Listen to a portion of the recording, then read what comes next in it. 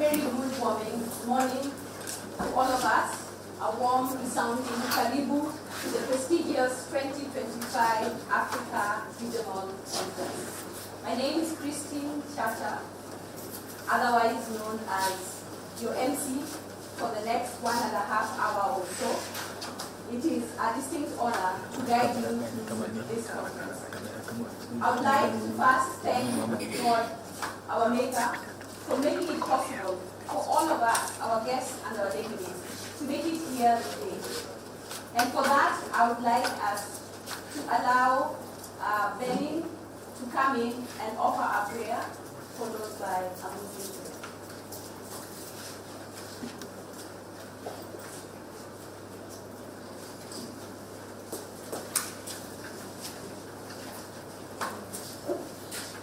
Good morning, everyone. Good morning once more. Good morning. The Lord is good. All the time. Yeah, my name is Marina. I work from the campus in Mombasa campus. So we will run this discussion. Okay, bow our heads for our prayer. Our dear Heavenly Father, we bow before your presence this morning. We glorify your mighty name for your Lord of Lords and Kings of Kings. Thank you, King of all the glory, for your goodness and mercy this morning. We pray that you will forgive us our sins and will redirect us to your perfect will, O God. This morning we thank you for this opportunity to gather here. We invite your presence into this occasion, the President's Awards Kenya. Guide our thoughts and decisions and bless the time we share together. We pray for our national leaders and dignitaries, especially those present here today. Grant them wisdom, vision, and compassion to continue guiding our nation in integrity and justice. We uplift our delegates and guests from near and far. May their presence enrich this gathering, and may the bonds formed here foster unity, peace, and progress for our nation and beyond.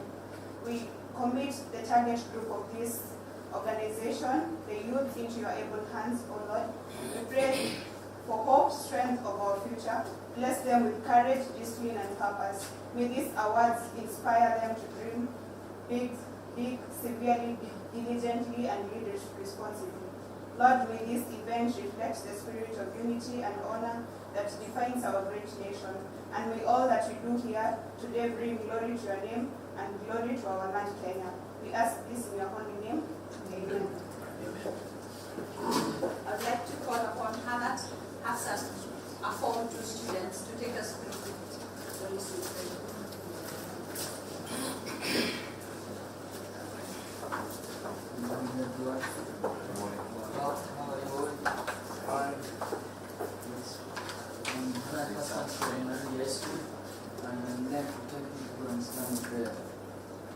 اللهم إياك نعبد وإياك نستعين اهدنا الصراط المستقيم صراط الذين أنعمت عليهم غير المغضوب عليهم ولا الضالين آمين. ربنا آتنا في الدنيا حسنة وفي الآخرة حسنة وقنا عذاب النار. اللهم أعنا على ذكرك وشكرك وحسن عبادتك. اللهم لا تدع لنا ذنبا إلا غفرته ولا هما إلا فرجته ولا حاجة من حوائج الدنيا والآخرة إلا قضيتها يا أرحم الراحمين. اللهم اجعل مجلسنا هذا مجلس الخير والبركة يا أرحم الراحمين. وصلى الله وسلم على سيدنا محمد وعلى آله وصحبه وسلم.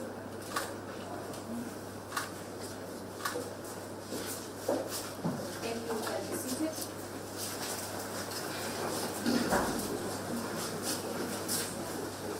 I would like at this point to call upon the Chief Executive Officer of the President's Award to welcome us to this prestigious conference. Thank you.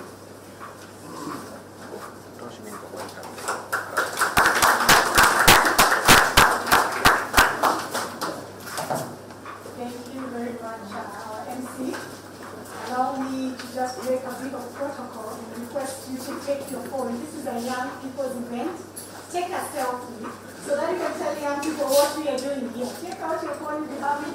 Take a selfie with your neighbor. Tell them we are #WorldReady. Please, just in a minute, and then we can be able to go to the welcome remarks. Please take a selfie. It's a young people event. It's young people are agile, vibrant, and they're ready to take up the world. Thank you. I can see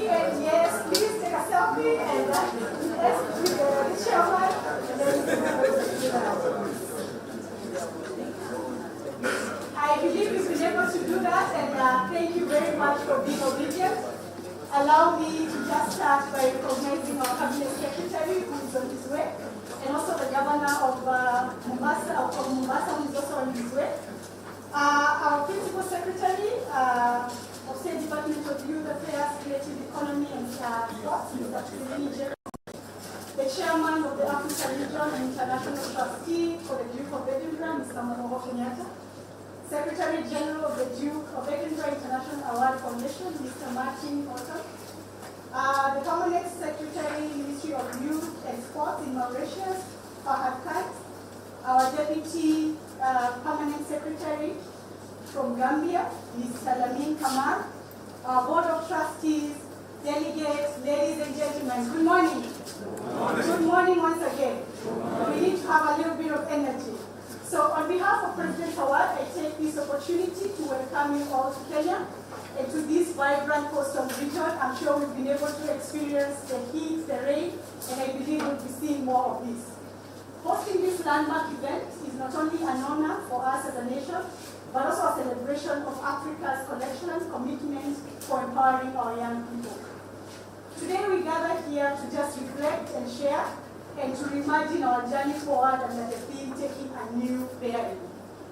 This theme is symbolic in that it represents a renewed direction anchored in innovation, inclusion, and inspiration.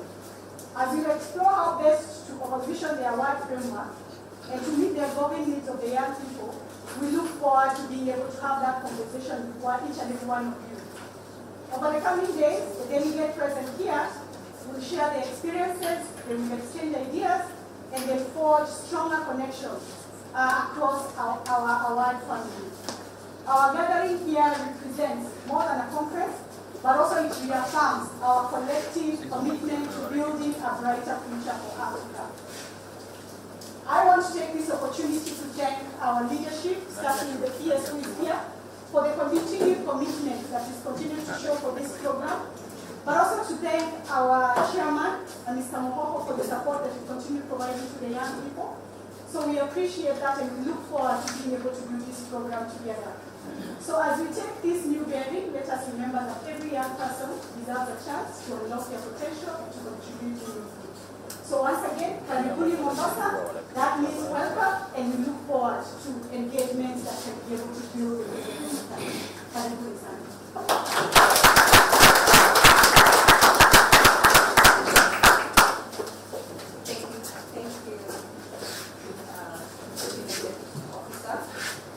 Now, at this juncture, after the welcome, we'll celebrate the rich cultural heritage of Mombasa, and the best way to do that is to watch some entertainment by our young participants who are skilled in various aspects. For now, I would like to invite one young man known as Sheikh from Kenya Medical Training College, who will take us through a spoken word about gambling.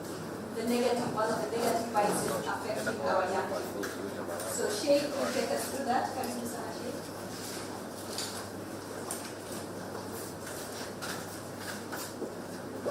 Good morning. Good morning. Good morning.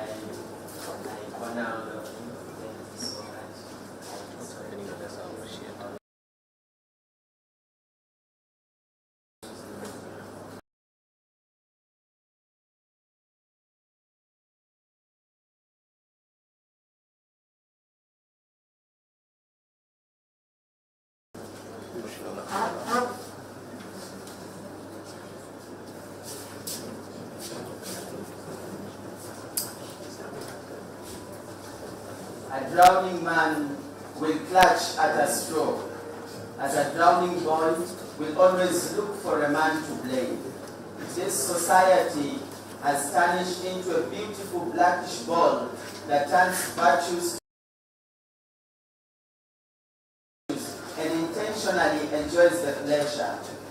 If life is a teacher, then it teaches quite tremendous lessons, because treading along this tedious treadmill, I feel weary and might become a tout. 1 + 1 is now 101, but I'm happy because this is class 101 and we can speak one-on-one. So welcome to my world, where I wish I would. If Twisted Tunes was a person, then I would be the persona. Nothing personal, but even the internet talkers, the stalkers, are now twisting minds with their not so amazing ticklish tick and talk. That in this bedeviled world, I got bewildered into gambling my already gambled life in gambling. And I gamble like a gum I bubble, throwing gambles all over the gravel. I, gambling everything in gamble, got so humbled that nowadays all I am is bubbles. Welcome to my world where I wish I would. They say make hay while the sun still shines, but I say buy hay while money is still there. Now I'm on this bay like a donkey that wants to pray, as I wish that my day does not turn gray. It started with a single simple shot, but today I'm more than just shot up. Or is it because I'm short and might never get up? When they look at me, all they see is a tar-stained boy, sustaining the fact that I'm tired. Nicotine has turned me into a narcotics fugitive. All I think of is Dr.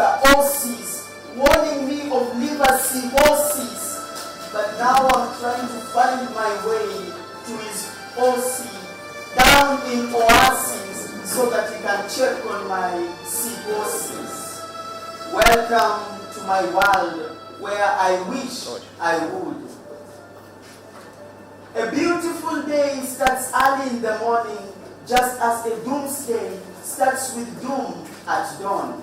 When they warned me, I thought it was warm, so I went out with Ella, Stella, Bella, Shayla, Mila, just because there was moolah, only for me to develop a sweller.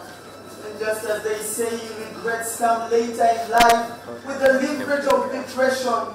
Right now, I'm in my living room, seated in pain, with my head on the pillow, wallowing whether to take the pill or not, because either way, I'll still be swallowing pain. Tears trickle down my eyes as I realize it was all in vain. Yet winnowing was all as a result of my knowing. Welcome to my world where I wish I would. How I wish my brothers, sisters, and parents could hear me. Hey, you. Yes, you. Yes, you. And even you. And others who are watching from here and there, especially there, would you please take this talk? If wishes were horses, then beggars would ride. But because they are not, horses ride on beggars. As bad as it is, gambling is ruining many lives. As awful as it is, drug and substance abuse is making us look even more awful. As detestable as it sounds, sexual immorality can never promote morality. The best it does is give us a distaste in the eyes of the society. Remember, it's not too late to do the right thing. The ball is in your court. Welcome to my world where I wish I would. This is my world, young from Yorks. There was a time all I could see was so sour. It was like though a soul was sewing through my skin. But today my world has brightened. It is quite an advantage to stand here, not to share an adage, but just to add to that age, because I might well be speaking from old age. Thank you so much. My name is Sheikh.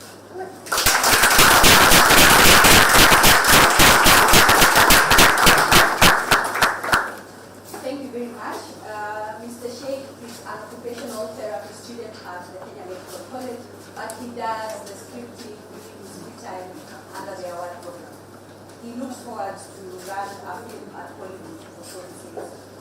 Okay. Okay, thank you very much. We'll then have the next group who will present a cultural dance that is a Swahili dance that will welcome our guests and our delegates into the conference. Karibu sana girls from St. Thomas Secondary School. Bronze and silver award participants. Karibuni.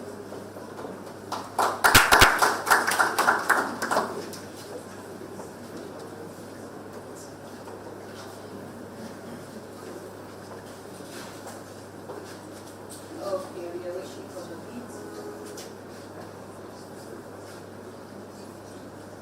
So briefly about the ladies who are about to present, they are doing the bronze and silver award level at the school and have started a project on tree planting, which they hope to plant 5,075 trees by the end of this year.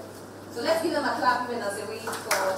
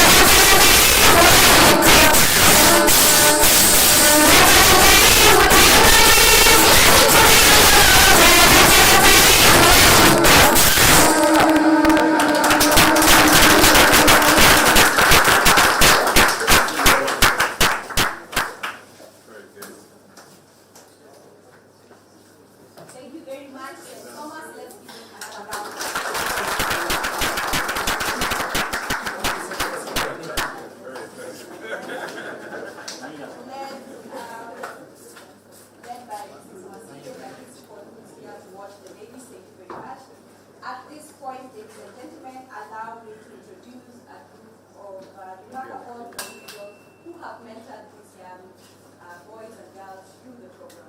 I would like at this point to call Mr. Kazungu Charo from Malindi High School to give a speech on his experience with the award program. Mr. Kazungu started the program about 4 years ago and has seen the program run in 3 award centers with over 2,800 boys going through the program. Can you stand up? Thank you. Good morning, everyone. Good morning. I just want to share my experience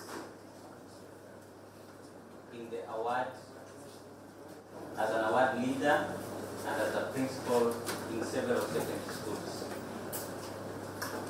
I want to share that in every secondary school I have headed, I tried to make sure that I recruit more than half of the school, although my target has always been 100%. It's a bit difficult to achieve 100%, but I focus to get about half of the institution to join the award.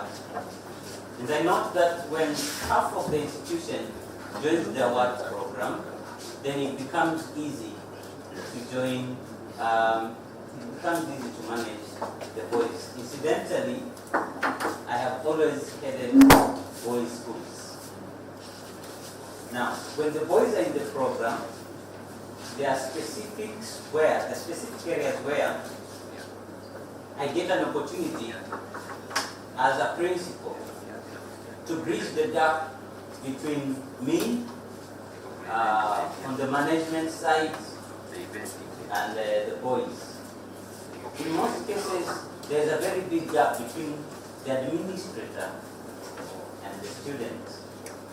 But when we're in the award, number one, during the adventurous journey, I make sure that I walk all the way with them.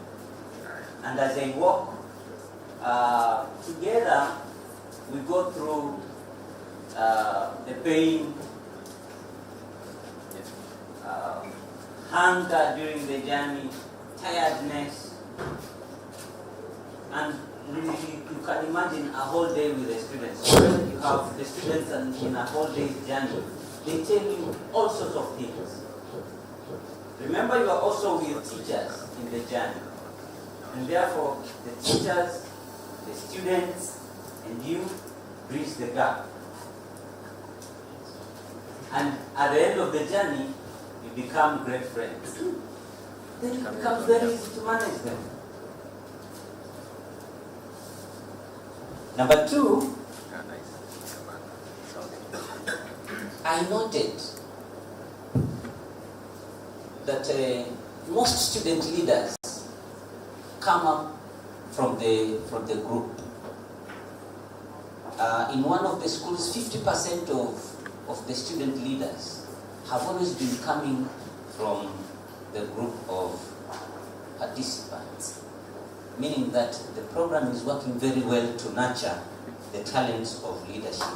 I also noted that during the adventurous journey, students who even come from around get an opportunity to go to places they have never been.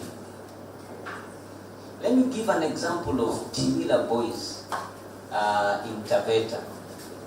Around Tibila we have Lake Jipe, we have Lake Chala, we have the Njoro Springs, and I noted that even students who come from Taveta themselves, some of them have never had an opportunity to go to Lake Jipe. But because they're in the program, then they get an opportunity to see these places. Now, in our country, there's a period where we had a lot of unrest in our secondary schools. I noted that during that time, the schools that ran this program, most of those schools did not have unrest. This is because this program instills discipline to the participants. And because if you have many participants in the program, then they positively influence the whole student population, and therefore it becomes easy. You realize that that wave of unrest will not affect that institution. Therefore, this program is very relevant in our institutions.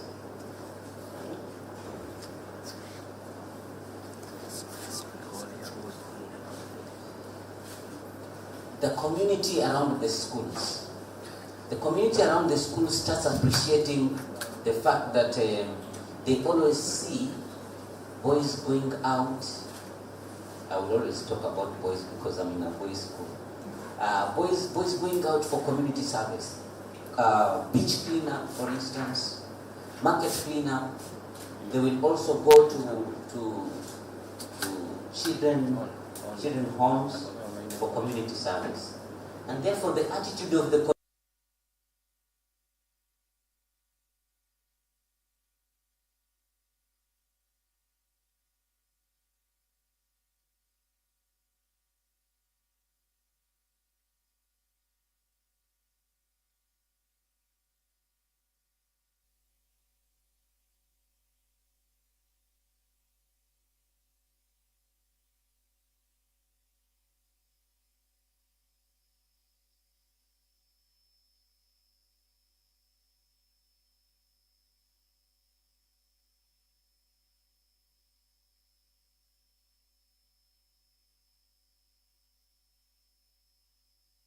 journey, they need to spend some money.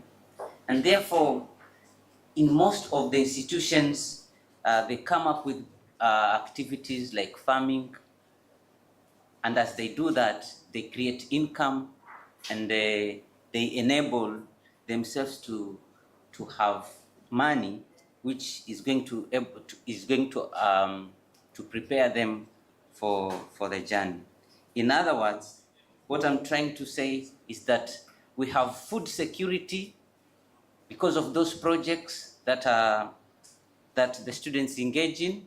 We have income that enable them to run their activities. One of the main challenges I want to say when we are running the program here in Coast Region,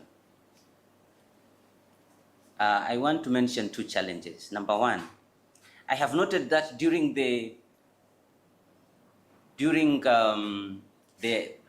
program, when the activities, when the students are running the activities while in school, they are very active. Why? Because in most schools we have reliable internet. In most schools we have hardware that is very reliable. But when they go for holiday, some of them come from backgrounds where we do not have internet. Sometimes we are not able to have them having laptops and smartphones at home. And therefore, when they come back from home to school, then you realize the website is active. The online platform is very active. But when they are at home, the platform is not active. I am challenging this conference to come up with a way of making sure the online activity is going to continue. I want to give an example. In our country here, we have phones which are not smart. We call them kabambe. The kabambe phones, we can use USSD codes where we can get into certain platforms using USSD codes. If a certain way can be invented where even without a smartphone, a student or a participant is able to access the online platform without uploading, because for you to upload any evidence, you have to have a smartphone. So I'm challenging I'm challenging the participants of this conference to look for a way of making sure there is sustainability even over the holiday, because the students are very active when in school, but when they are at home, they are not very active. I also want to talk about another challenge of finance. We make sure that every time it is very easy for participants to join the program. However, during adventurous journey, when they're in a group, they will always want to explore very distant places. We try to make sure that we are innovative so that they can visit areas around to make the program as cheap as possible. But because of that challenge of they want to move distant places, you realize that they want to contribute, and some students who come from very poor background become disadvantaged. As I finish, I want to boast of three volunteers who are with us here. Please wave. Three volunteers who are products of working with me. Those are gold award holders I started with as I started the program in my first institution. Finally, do not leave Mombasa without experiencing the rich culture of the Swahili. What you just saw here is just a tip of the iceberg. When you move out of this conference, create time and visit marine parks where you'll be able to do some snorkeling and interact with dolphins. I want you not to leave Mombasa without seeing the palm tree, but not only seeing, but enjoying the taste of the fruit of the palm tree. The young one is called dafu, and then we have very sweet wine, but take in very small quantities, because otherwise you'll start staggering. And we have the Mijikenda, which has a very rich culture. Please experience that rich culture of Mijikenda. Welcome to Coast. God bless you. God bless President's Award, Kenya. Thank you.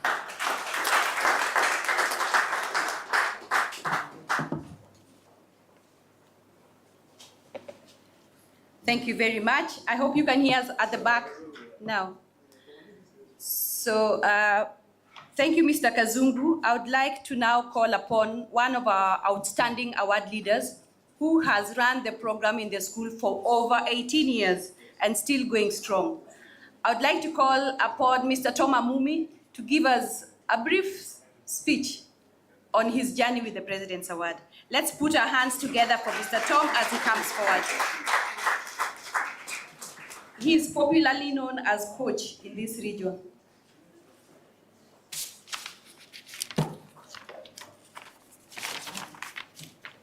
The Cabinet Secretary, the CEO PAK, ladies and gentlemen, good morning. Good morning. Good morning. And to the distinguished delegates, Jambo. I didn't hear that. Jambo. Well done. And to the young persons in the room, hi. I can't hear you. Hi. Good. I'm truly excited, sir, to be part of this event this morning that has brought together African award leaders. And I'm honored by the opportunity to engage with them and also engage with the young participants that I've nurtured. As many here know, the award program has been a critical channel for young persons' engagement across the world dedicated to placing the rights, the values, of course, and interest and well-being of young persons at the heart of everything that they do. Having run the award program for over 2 decades, it is over 2 decades, in my school, I must say the Duke of Edinburgh Award International is compared to none when it comes to non-formal education and experiential learning. I'll give an example. In my junior section of the award in school, we have over 10 different clubs, different programs, but when the transition moves to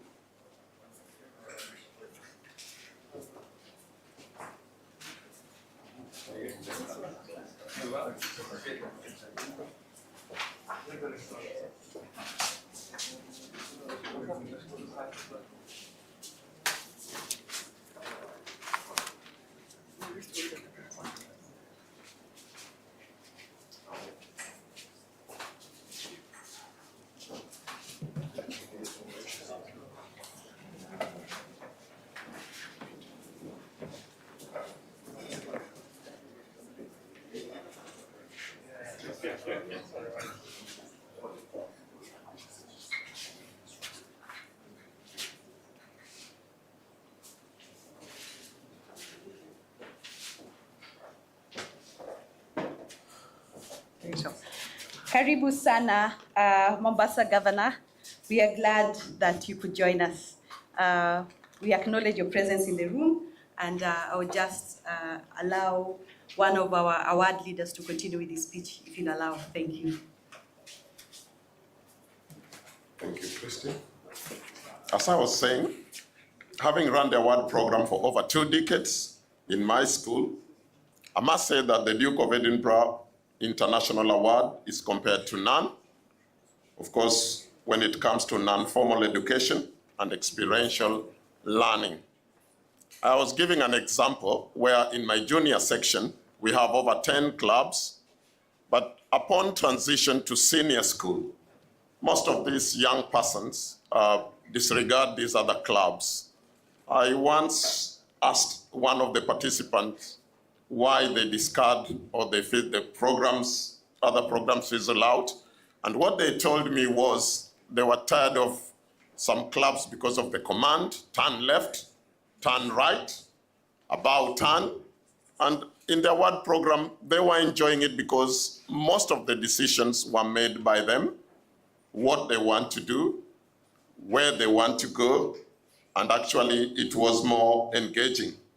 The award concept is one of individual challenge, and it presents young persons with balanced and competitive program of voluntary activities which encourages personal discovery and growth, perseverance, responsibility to themselves, and of course service to their community and the world in general. The award program has a range of flexible tailored activities which enhances the participants' skills, physical abilities, and of course, service to the community. In my school, I've seen over years participants undertake activity by volunteering their time to support others, whether that be people, the community, the environment, or animals. The participants would raise funds and pay school fees for some of their participants in other schools. They'll also support other schools. Actually, we've supported over 5 schools start the award program within the coastal region. They'll also raise funds to buy seedlings and plant trees in forests like Arabuko. We did a project in 2013. We also did a project in 2015 at Ngong Forest, and also in Karura Forest in 2011. They will also raise funds to support animal projects like the injured and ill turtles residing along our beaches. We've also supported the KWS, particularly the Nairobi National Park. And also, our participants would raise funds, support schools, tap rainwater by donating and installing water tanks, sink borehole, organize mentorship programs for different types of institutions.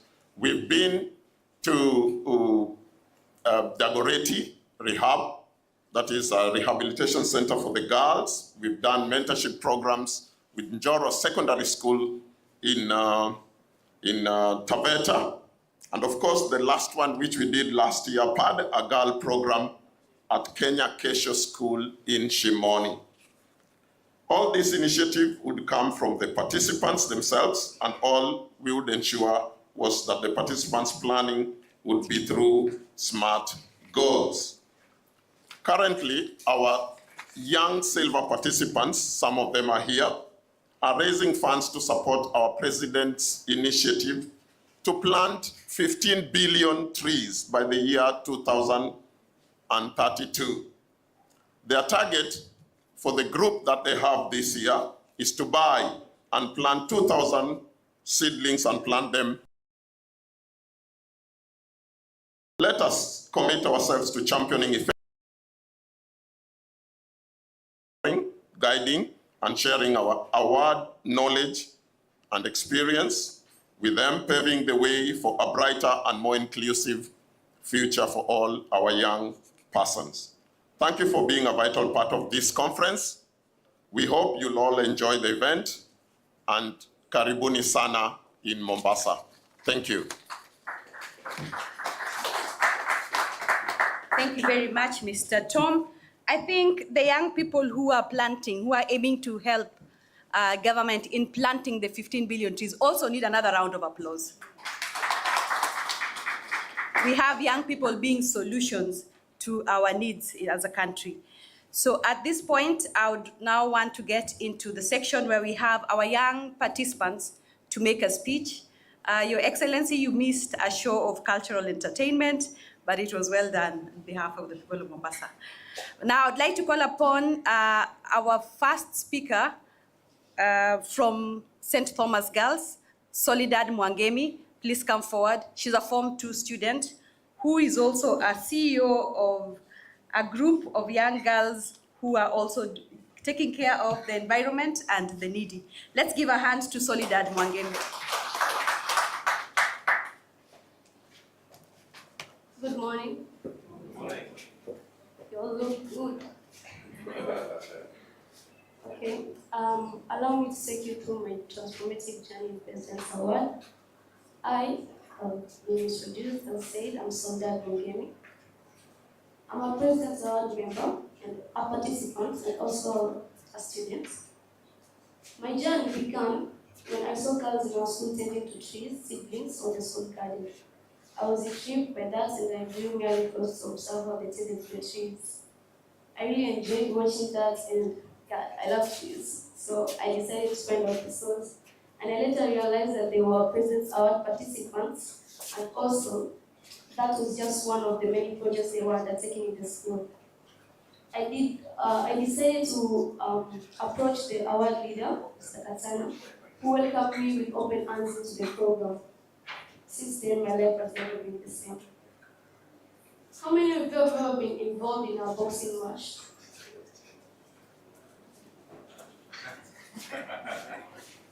Wow, that's good. Okay, I view life as a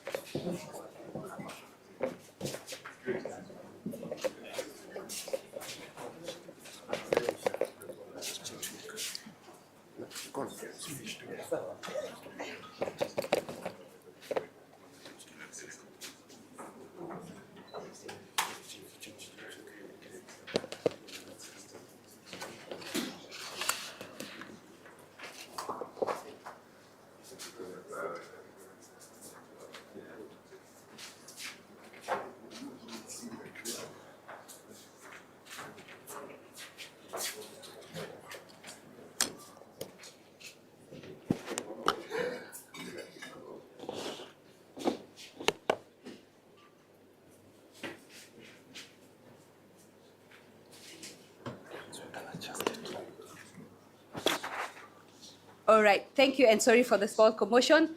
At this point, I would like to call upon our Chief Executive Officer to welcome our chief guest to the session.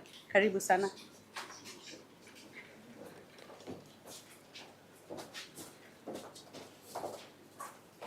Once again, thank you very much for this opportunity.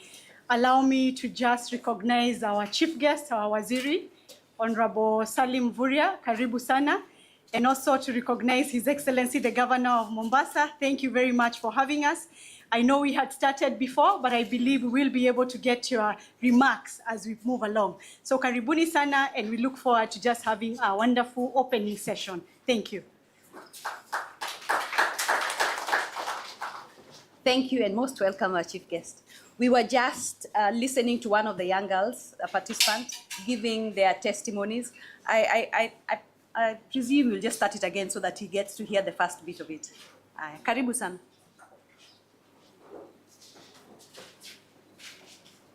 Good morning. As I said, you all look good.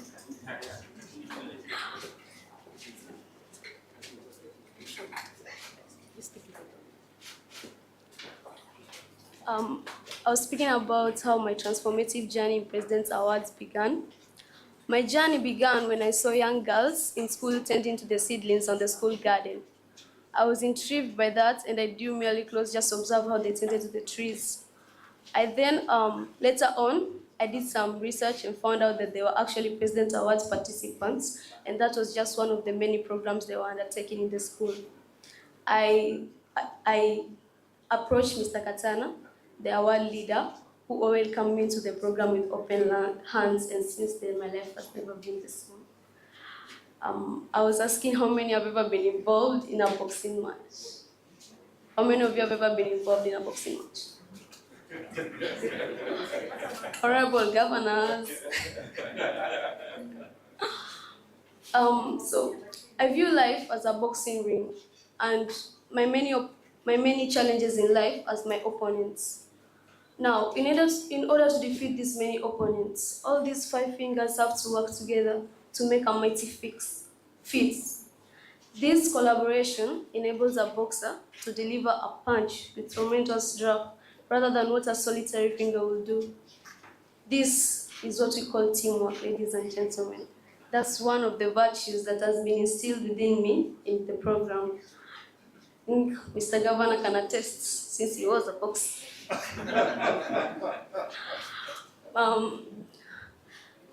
Let me use the analogy of the 5 fingers to illustrate my journey in President's Award. My journey began as an open palm. I was scared of the journey, I didn't know what was it going to be about. I just went there and I joined, but I didn't know what it was going to be about. I was scared. I had some stories like, if you don't wake up early, you do 50 press-ups. I can't even do 1. So I was like, how? Then we have to run, hike, climb mountains, and the snakes, trees, injuries, and I'm a girl. But I leaned on to my sisters who joined the program before me, and they showed me love, and also the support and guidance I got from the school principal, and the award leader also guided me. I became strong, and I joined the program with a happy face.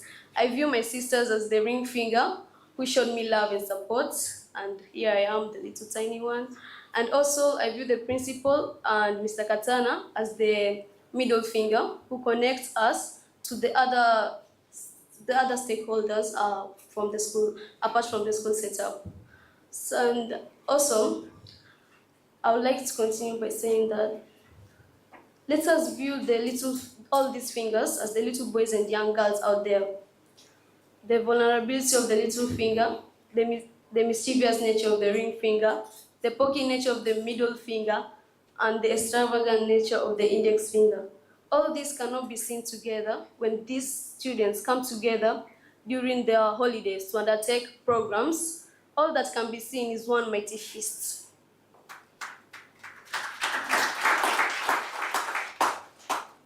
This program is a guideline to many students. The young people, when left alone, indulge themselves in activities that do not benefit or cause harm to themselves and the people around them, like early pregnancies, peer pressure, drug abuse, you name it. We've been there, some of us.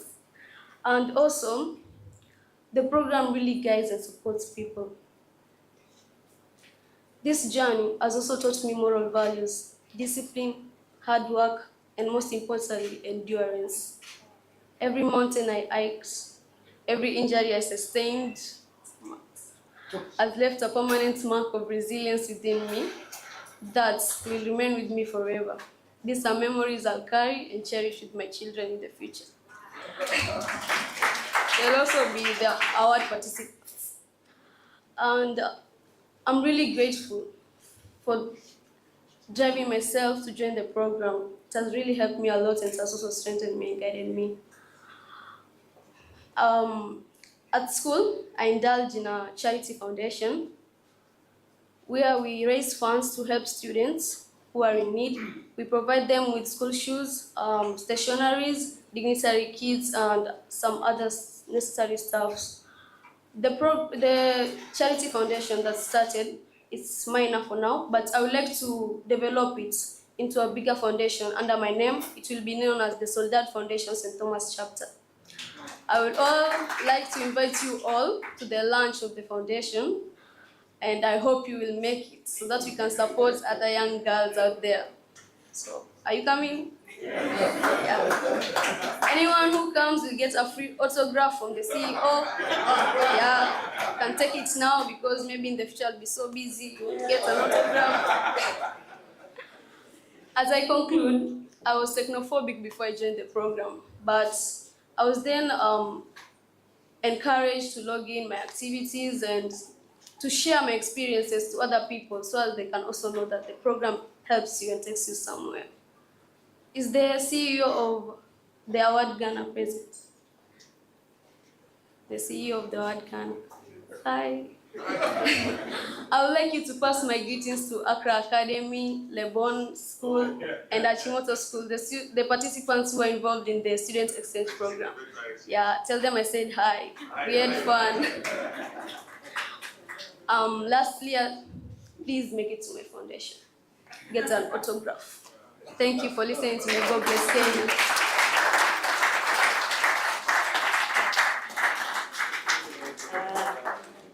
Thank you very much, Solidad. That's one of our young participants. I would like at this point to call Mr. Emmanuel, another young participant and an inspiring young leader who has just completed his secondary school and has won quite a number of accolades in debate at world level. Emmanuel has a remarkable story as well. Please come forward. Emmanuel, let's give him a round of applause as he comes.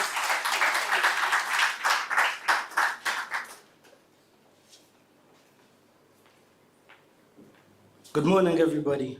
Good morning. Good morning, Mr. Governor.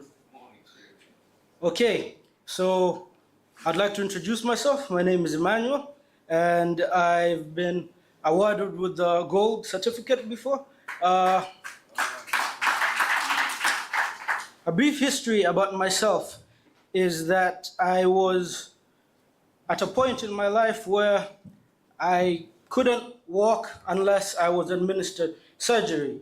And so I got the surgery, and for 2 years after that, I had a recovery process that was lengthy, and nobody knew if I would be able to even walk unsupportedly, but let alone climb the mountain, which I ended up climbing. So I thank God for that opportunity. Now I would like to talk about my time at the President's Award, especially with meeting the President when we went to Nairobi.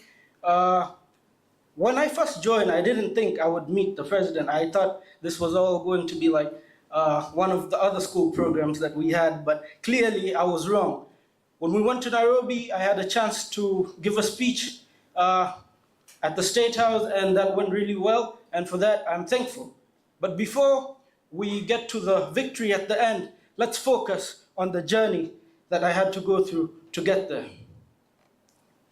For me to complete the gold certificate, I had to climb 7 ridges at Mount Longonot before it got dark. Why?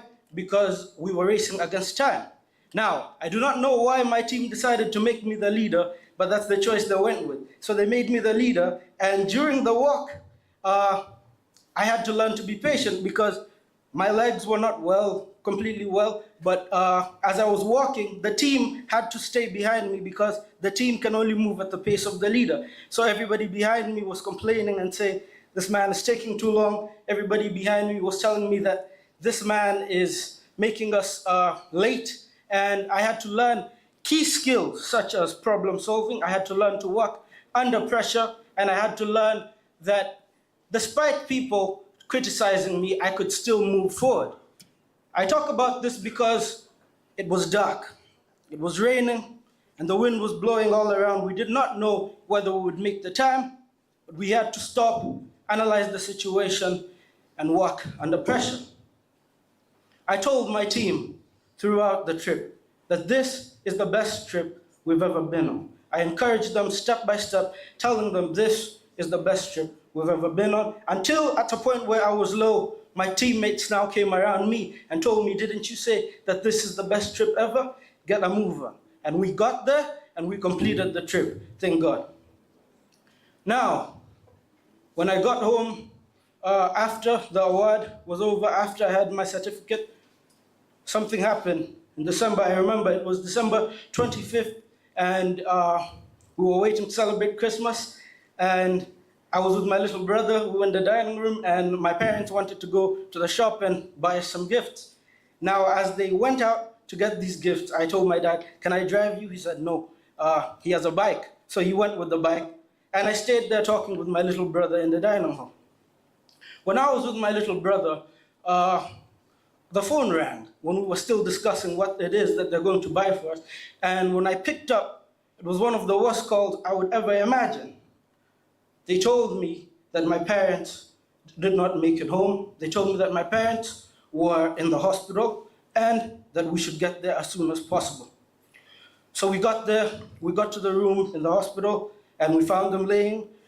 My brother immediately started crying when he saw the state of my parents. They were in a small coma. My dad, his head was cut, he was gashing through the head. And at that point, with my parents in a coma, with my little brother crying, I had to take control once again, just like I did back in the mountain. I looked around, I analyzed the situation, and I realized we have to act immediately. The doctors asked me, what's going to happen with your parents? Can we transfer them to Mombasa? We were at Malindi at the time. And they went ahead and did that. And I stayed home with my little brother, and as I stayed home, I realized that I was now like a parent to him. I realized that I was now in charge of making sure he wakes up every day, making sure he gets 3 nutritious meals a day, making sure everything runs the same way so that when my parents come back, they at least are able to live normally. And so I found that the skills that I learned in the classroom could no longer be applicable. I learned that there was no formula to do what I was supposed to do. I learned that now it was time to use experience. And so I picked up myself, went back to the moment in the journey, went back to the time where I needed those skills, went back to the time where I learned how to cook on top of a mountaintop, went back to the time where I had to take care of the family despite having odds against me. And I took control of the situation and took manhood over the house until my parents got back. And when that happened, I realized the importance of such a program. I realized the importance of experience instead of knowledge that is not applicable. And it was then that I thanked everybody who invited me to be a part of the President's Award, because the real reward was the type of life that I get to now live, knowing that I can go through tremendous pain and get out towards the light at the end of the tunnel, unscathed, unharmed. And to each leader in this room, I give you all a message that thank you, thank you, thank you for this opportunity. Thank you that I am now here, a part of this large family that has kept on helping me time and time again. And I hope you have an amazing rest of the conference.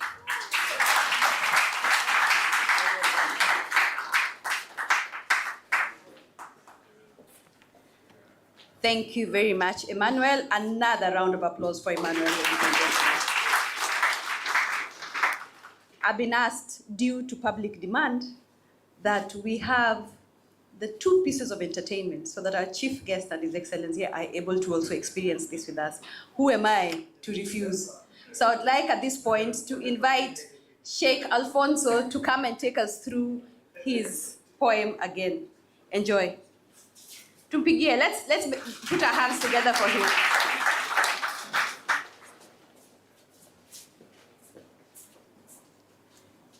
Yes. Good morning. Good morning once again. Yeah, my name is Sheikh Angola, and I'll read the spoken word again. I really respect and honor all of you who are in this room, from our chief guest, our CEO, and every other person. Thank you so much. Yeah, we are ready now, waiting for the beats. And you all look amazing, by the way.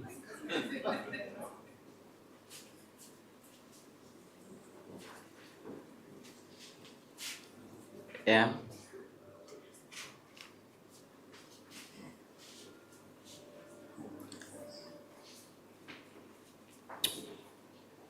A drowning man will clutch at a straw, as a drowning boy will always look for a man to blame.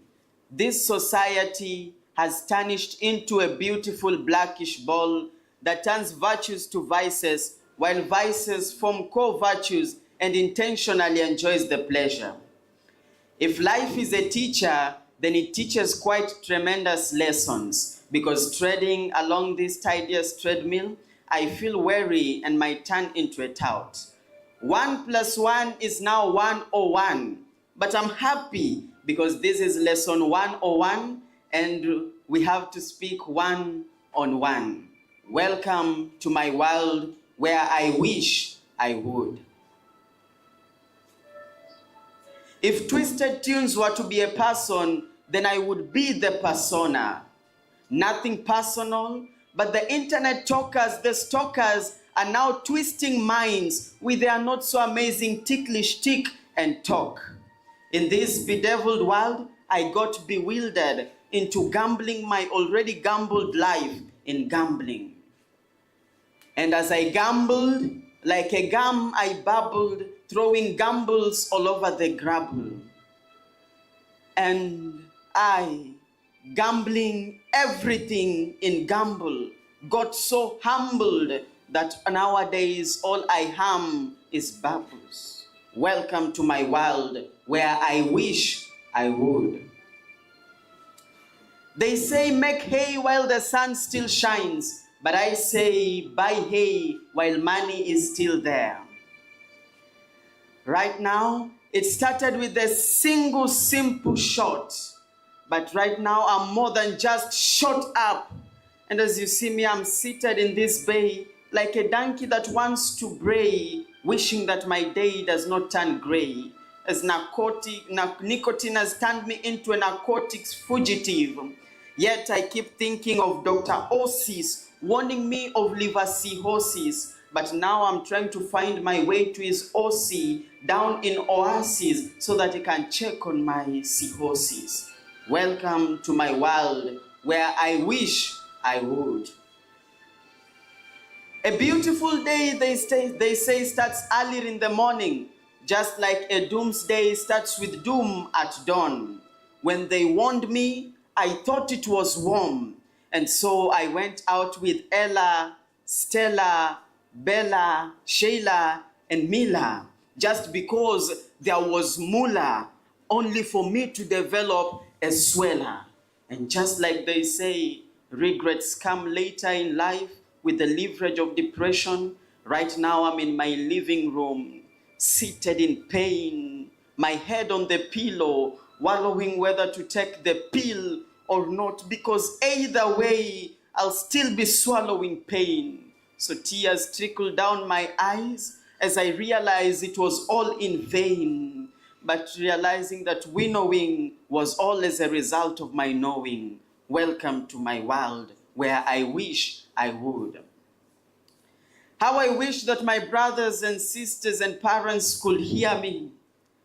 How I wish they could hear what I had to say, Hey, you, and you, yes, you, yes, and even you, and others who are watching from here and there, especially there, would you please take this talk?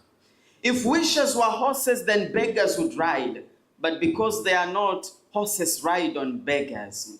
As bad as it is, gambling is ruining many young lives. As awful as it is, drug and substance abuse is making us look even more awful in the society. As detestable as it might sound, sexual immorality does not promote morality. The best it does is give us a distaste in the eyes of the society. Remember, it's not too late to do the right thing. The ball is in your court. Welcome to my world where I wish I would. This is my world that I earned it from yokes. There was a time all I could see was so sour, it was though a saw was sewing through my skin. But today my world has brightened up. It is quite an advantage to stand here, not to speak adage, but just to add to that age, because I might as well be speaking from old age, as we know experience is the best teacher. I want to thank the G and C in KMTC for seeing it wise to give us the G so that we might be able to see like the real G. And I also want to thank President's Award for keeping me busy, because now I really do not have time for gambling anymore. And while I might be idle to think of drugs, I think I've got logs to fill. And it is not flattery, by the way. As you can all see, I'm flat, and in a way, because you've traveled, you are weary. Thank you so much. And ladies and gentlemen, with all being said and done, I still take this opportunity to welcome you to my world where I wish I would. Thank you so much.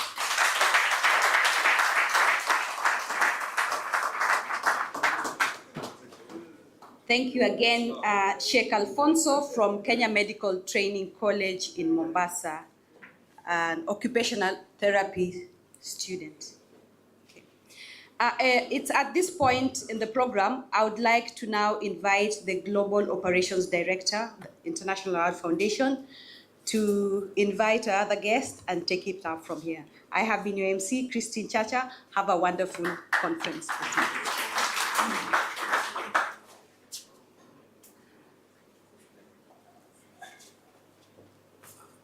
Thank you very much, Christine. Our chief guest, Honorable Minister, our Governor, our Secretary General, our Chairman of the International Award Foundation Africa Region, our Principal Secretary, government dignitaries present, colleagues and delegates from all over Africa. First, I want to say Asante, Waziri. When we came to your office and we said that we are having this regional conference for Africa, you gladly accepted to come and honor. We feel very honored that you've been able to come. The conference theme is taking a new bearing. If you listen to the words of the boys and girls, of the young people who have spoken this morning, they're actually asking for this particular bearing. Throughout the conversations that have taken part this morning, it's all about us taking a new bearing. So the next 3 days, we have 11 countries out of 15 countries from sub-Saharan Africa that are going to be discussing on what do we need to do to elevate the award. Elevating the award means giving all the young people around the countries you operate an opportunity to be part and parcel of this award.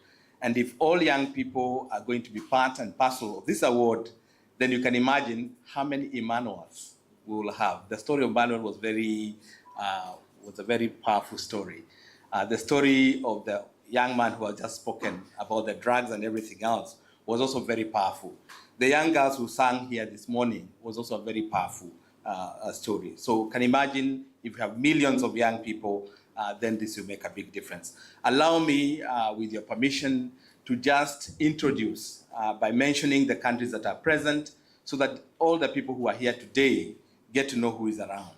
From West and Central Africa, we have Cameroon, we have Guinea, we we have the Gambia, we have Ghana, we have Nigeria, where soon we'll all be converging in November to discuss the global story. We also have with us in East and Southern Africa, we have Uganda, we have Zambia, we have Lesotho, we have Madagascar with us, and we also have Kenya. In the Indian Ocean, we are happy to have Seychelles and also with Mauritius. So we have in total 11 countries, and these 11 countries are well represented by chief executive officers together with their national chairs. So, Honorable Minister, you can see the level of engagement that we'll be having in the course of the next 3 days is one that we are talking about Africa Arise and make a difference to the young people in Africa.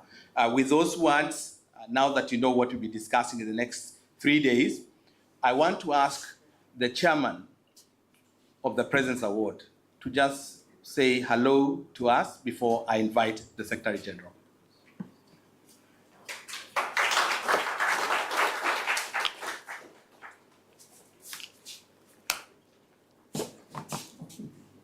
Thank you, Mr. Kimani.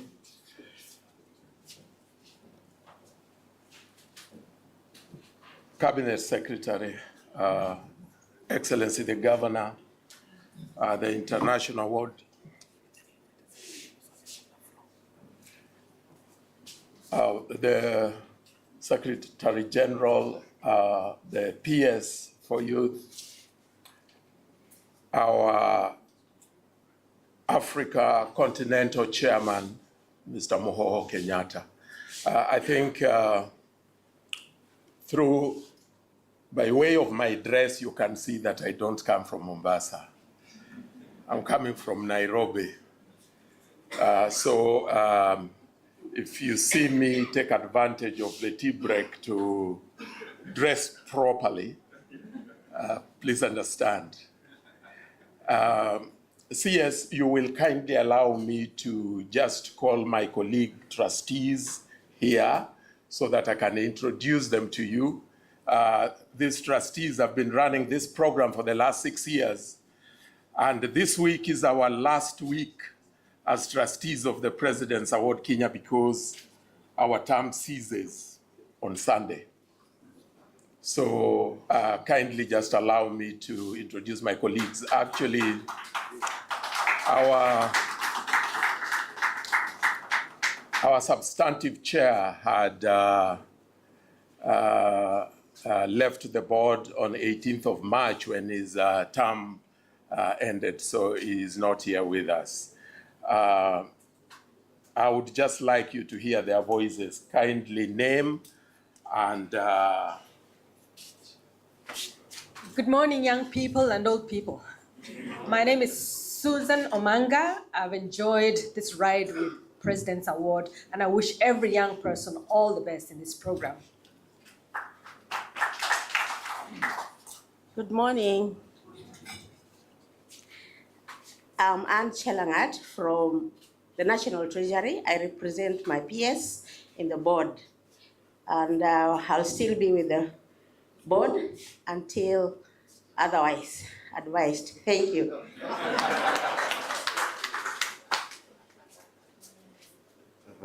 Good morning, everybody. My name is Sachin Chandaria, and welcome to Mombasa, welcome to Kenya, and thank you for making the time to be here with us. I've been on the board for 6 years, I think, and we joined when it was just beginning.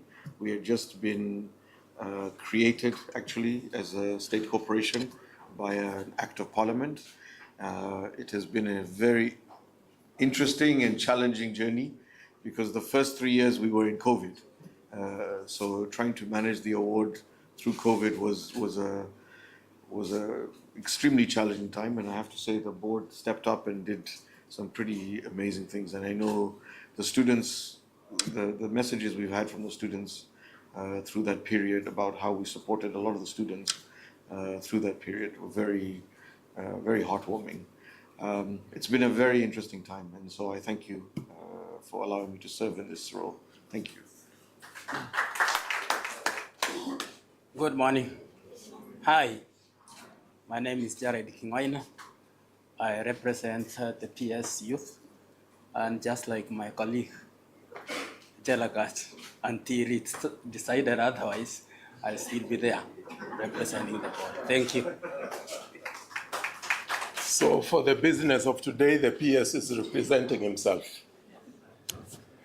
The secretary to the board is the CEO. She's introduced herself twice here. Secretary General, thank you very much for allowing us to host this CEO's conference of the award. We thank you very much, our chair, African continent, for the support in many, many forms, and especially today for our being here. We thank you very much, and we undertake to, in return, give the young people the best that we can. The next board will find the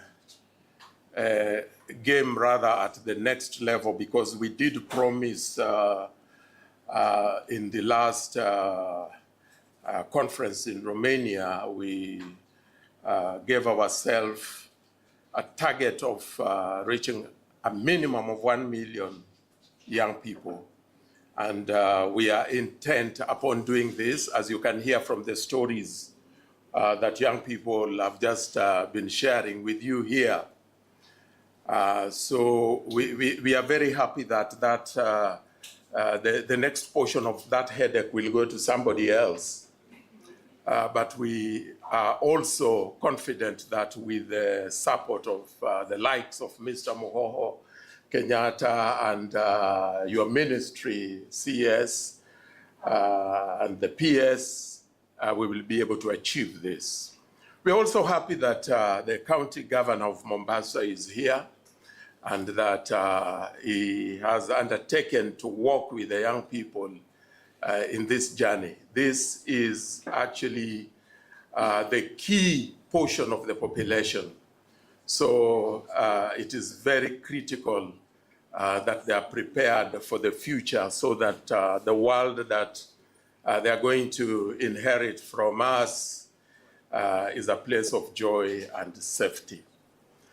We thank all the directors who have traveled across the continent to come and join with us.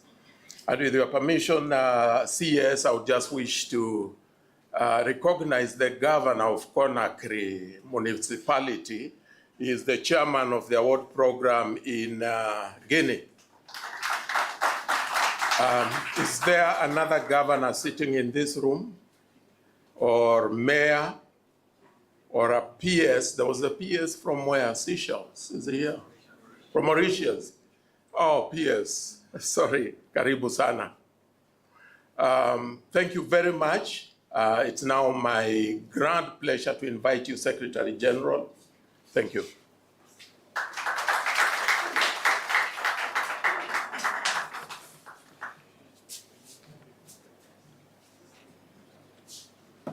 Thank you, Excellencies, honoured guests, colleagues, friends, fellow awardees, and all protocols observed. Hamjambo. Bonjour. Good morning. It is very complex when you travel the world as a representative of an international organization. There are politics that have to be observed, and you have to tread very carefully, particularly when you are on the cusp of change globally. There is a tide of change, and I have to say we've witnessed it here today. The end of the tie is coming. And so I have ties, no ties, open shirts, closed shirts, and I guarantee that whatever I'm wearing is the wrong thing. So I am deeply grateful that the standard has been set by the Honourable Secretary, and immediately there is a coffee break. I shall join him in an open neck shirt. Mr. Mohoho, thank you so much for hosting this wonderful, wonderful venue for our conference. It's fantastic to be able to gather our people from all across Africa to this regional conference. And for all of you who've traveled here, your presence is not just a gesture, it's not just to have fantastic views of the ocean with wonderful hospitality, but it is a demonstration of your commitment to the youth of Africa. It's a belief that we together can see the transformative power of the award in action. The award is already doing remarkable work across Africa, across towns, villages, schools, and communities. Young people are discovering the life-changing power of participating in the award, and we've heard that here today. We've heard about the transformation of confidence, learning the skills that technical qualifications cannot give you, but that will save you when your parents are in trouble, that will save you when your own morality is in trouble. Whether you are in Nairobi or Nakuru, Lusaka or Lagos, Accra or Antananarivo, we see young people building their futures, gaining resilience, compassion, leadership and purpose through this extraordinary framework. We see the confidence exuded by the young people here today that is built when they participate in the world. And this is not just about individual skill, it's about global impact. We have today 1 million young people around the world participating in the Duke of Edinburgh's International Award across more than 120 countries. And according to our social value research, the 2023 cohort are already contributing £2.5 billion worth of value into the global economy. That's real life-shaping value being added to communities, to nations, and to the world. But today and this week, we are thinking about Africa, the fastest growing population in the world, the youngest population. Half of the fastest growing economies in the world are here in Africa. There are huge challenges, and I accept that, whether it's climate change or conflict or living costs or access to the basics or competition for jobs. But the award represents a huge opportunity, a tried and tested framework that is developing world-ready young people. In every generation of politicians, of non-profit leaders, there is a compulsion to try something new. I want to ask you this. If you know something works, why have something new when you can already use that which works? And 60 years of partnership here in Kenya proves that the award works. The skills and qualities needed to make the most of opportunities and address significant challenges are already present in the development that the award represents. We together can be the cornerstone of youth development in Africa and a key part of the future. In Uganda last year, we were fortunate to be joined by His Royal Highness the Duke of Edinburgh, Prince Edward, as he shared our association strategy, Reach for the Sky. He described how it is essential that in each and every school, in each and every community, and in each and every nation, we build critical mass. We heard it earlier, Honourable Secretary, before you came, from a head teacher who described that the schools that he's led, he makes it his ambition that 50% of every school participates in the award. And what happens when you reach that 50% is you have momentum. And he says it's very easy then to get young people signed up because young people ask the question, why are you doing this? What is happening here? And then they want to participate. And growth becomes a natural part of the order. We collectively have set our sights on significant growth and reach because we believe the award makes a meaningful contribution to young people's chances. And we believe that more young people from all backgrounds should benefit from this self-development. I hope that this ambition is running in you today and will be at the top of your minds over these next few days in this conference. But what does this mean for the award in Africa? We have to be intentional. We cannot rely on the status quo. In fact, the status quo is dangerous. Africa has seen population growth of 25% over the last 10 years, and the average age coming down to 19 years old. I believe that together, notwithstanding the long-term ambition of Kenya to reach 1 million, together we have to set a 3-year ambition of 1.3 million young people across the continent of Africa within these next 3 years. It is essential, as I look at the global perspective, that Africa leads the award. We cannot rely on Europe leading the award. And this has to be the beginning of a new era for the award across the world. It's possible. We can make it happen. And I believe whatever the challenges that we are able to identify, we can overcome. And what's more, I want to pay tribute to the Kenyan government, who in just the last 2 weeks issued a formal statement in regard to the order of precedence for holders of the President's Award. And in real terms, this means that young people who hold the certificate have preferential opportunity in regard to employment. This is not just rhetoric, this is meaningful change and transformation, and this is a government who stands by their rhetoric for young people with hard, tangible change. And Honourable Minister, I thank you. My hope is that in the next few days, there is a chance for us to really focus on your nation, where you come from, the barriers you're facing, the foundations that you know that you need to build in order to grow the award. As a foundation, we've listened and we've responded, and we have set our stand on developing the digital enablers that we know that you need, on ensuring that our research describes how we make young people world ready and how we can reach marginalized communities as well as mainstream communities. We know that through building strategic partnerships with decision makers and global agencies to the expansion of our capacity, just last week, His Royal Highness was in New York at the United Nations talking to assembled global education leaders. We are here to help you to build a brilliant future. So together, let's take a new bearing that will ensure that we can reach the young people of Africa with this wonderful framework. Thank you. Merci. Tuana Netena.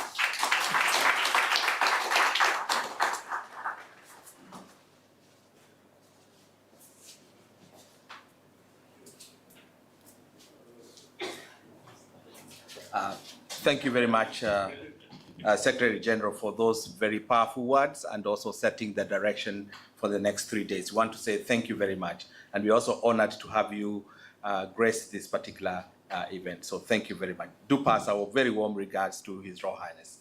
I now want to ask the Principal Secretary, Ministry of Youth, Creative Economy, to come and give his remarks, and then kindly invite our chairman.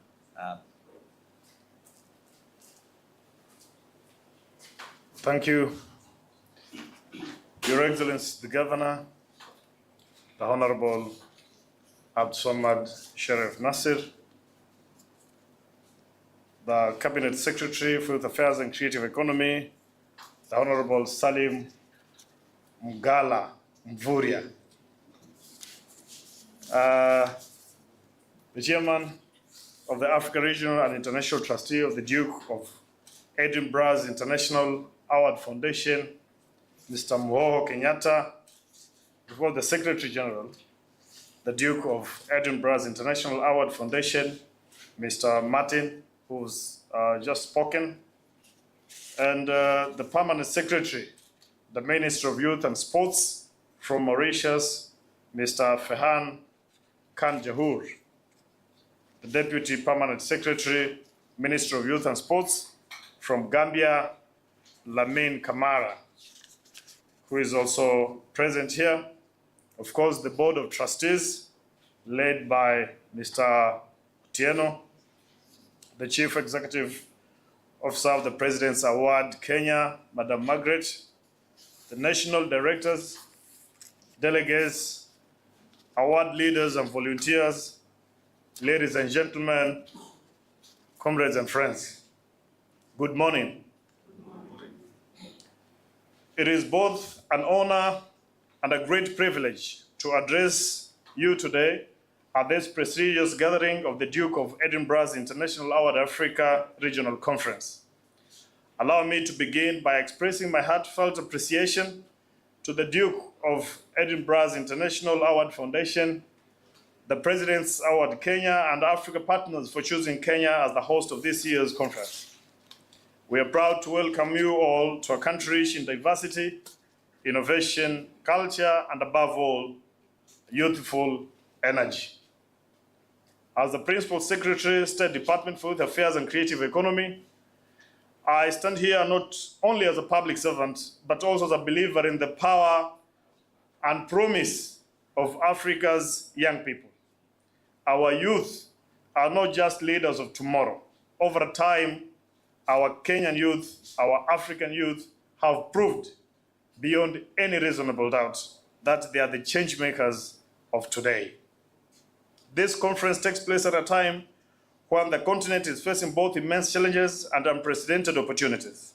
From the climate crisis to unemployment, digital transformation to civic participation, young people are at the center of it all. Platforms like the President's Award Kenya unlock the potential of our young people in ways that traditional classrooms often cannot. Your commitment to equipping young people with life skills, resilience, leadership, and a spirit of service aligns seamlessly with our national and continental development agendas. In Kenya, we recognize that empowering our young people must go beyond policy statements. It must be practical, inclusive, and also transformative.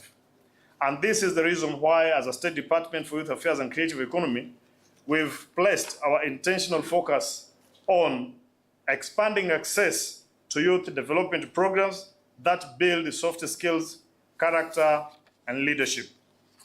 We've also taken it upon ourselves to invest in creative economy. That is music, film, art, fashion, digital content creation as drivers of jobs and innovation.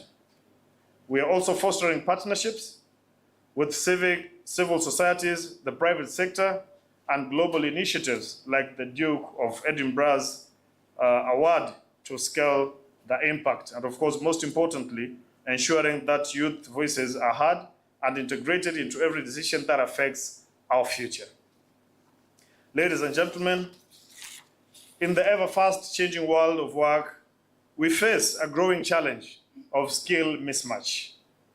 While hard skills remain essential, they alone may not guarantee optimum productivity or long-term success. Today's workforce demands more resilience, communication, adaptability, and teamwork. And recognizing that hard skills must be complemented by soft skills, this is where the President's Award Kenya plays a critical role. Through its global, recognized non-formal education and learning framework, it equips our young people with the soft skills they need to thrive. The result is not just a qualified young person, but one who is confident, agile, and ready to adapt to an evolving environment. Through strategic collaborations with civil society, private sector, and global partners, we are working to expand access to non-formal learning pathways that speak to the realities of our young people, particularly those in undeserved communities. The State Department for Youth Affairs and Creative Economy is also exploring policies that recognize and accredit learning gained outside the traditional academic institution through the belief every skill, every experience, and every effort a young person makes should count.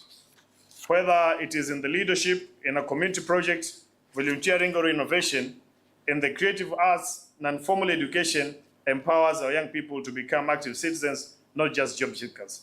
Ladies and gentlemen, you're all aware that His Excellency the President launched the recognition of prior learning. And as a State Department, with the support of our CS, the Honorable Salim Mvurya, we've taken it up to ensure through our many, many programs that our young people who have prior skills are recognized, accredited, so that they can equally have a space in the local and even the international job market. And to the young people in this room and those we serve, know this, that you are not invisible. You are powerful, you are essential, and you have President's Award Kenya, the Duke of Edinburgh's International Award Foundation, and your vision for preparing young people for life and leadership. Together, let us shape an Africa where every young person has an opportunity to discover their purpose and fulfill their infinite potential. ladies and gentlemen, I equally wish to appreciate having sat and listened to the presentation from my young comrade Emmanuel, Sheikh, and even the St. Thomas students. I think that is a good show that the President's Award Kenya not only instills the virtues of confidence and courage, but also a breeding ground for ethos and national values, something which every parent and every government would always aspire to instill in our young population. We are very deliberate with the support of our leaders, and we want to also, the Honorable CS, equally appreciate the county government of Mombasa through the leadership of His Excellency the Governor. I'm aware that they had a meeting with our team from the President's Award Kenya on Friday to try and explore opportunities on how we could integrate the school holidays here in Mombasa County with the programs of the President's Award Kenya. And Your Excellency, that kind of support to some of these programs which lay foundation to our young people, of course, cannot go unnoticed, and we join hands in appreciating you for going all the way to ensure that you prepare a safe haven, safe space, and a future for our young people.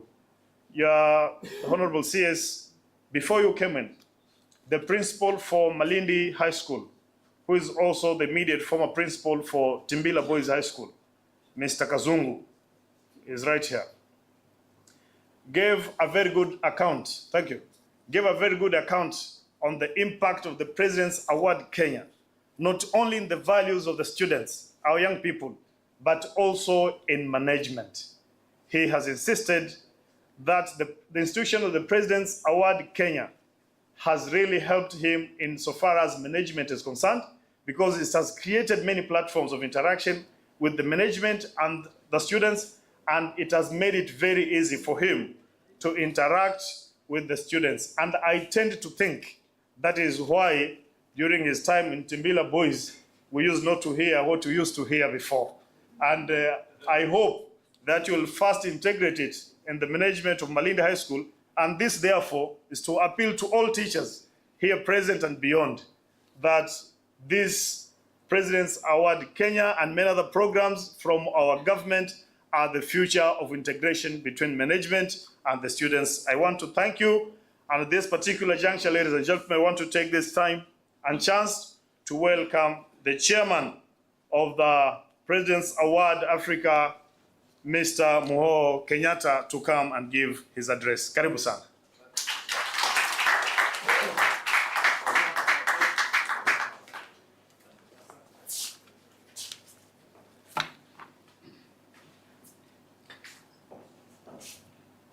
The Minister for Youth Affairs, Creative Economy and Sports, the Honorable Salim Mgala Mvurya,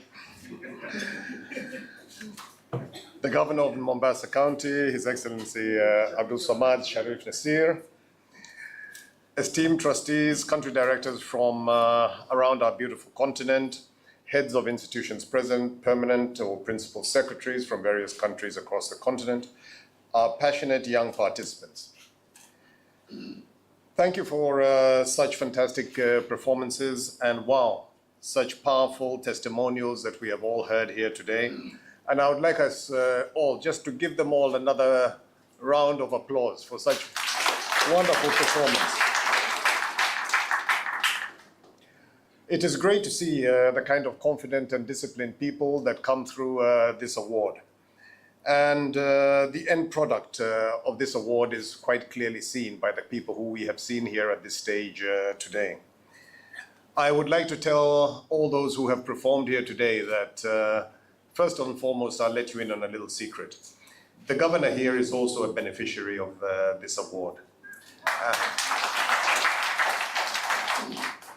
So young people, the sky is the limit. This is what your aim is. This is what you should all be aiming for. So I'll speak to all of you later on and I'll see what your ambitions are, but this is the kind of product that we can get, and we can see that directly in our governor right here. As a trustee of the Duke of Edinburgh International Award Foundation and chair of the African region, it is with profound joy and great honor that I stand before you here today and to welcome you to Mombasa, this historical coastal jewel of Kenya, for the Africa Regional Conference of the Duke of Edinburgh International Award. We gather here today from the shores of the Mediterranean to the Cape of Good Hope, from the Atlantic coast to the Horn of Africa and the Indian Ocean. We have gathered here as one family, united by our shared commitment to the development and empowerment of Africa's greatest resource, our young people, the youth. They are the true hope and future of our beloved continent. As I look around this room, I see the faces of dedicated young individuals who, despite numerous challenges, continue to champion the cause of youth development across our diverse continent. Your presence here today is a testament of your unwavering belief in the potential of every young person in Africa to be a catalyst for positive change.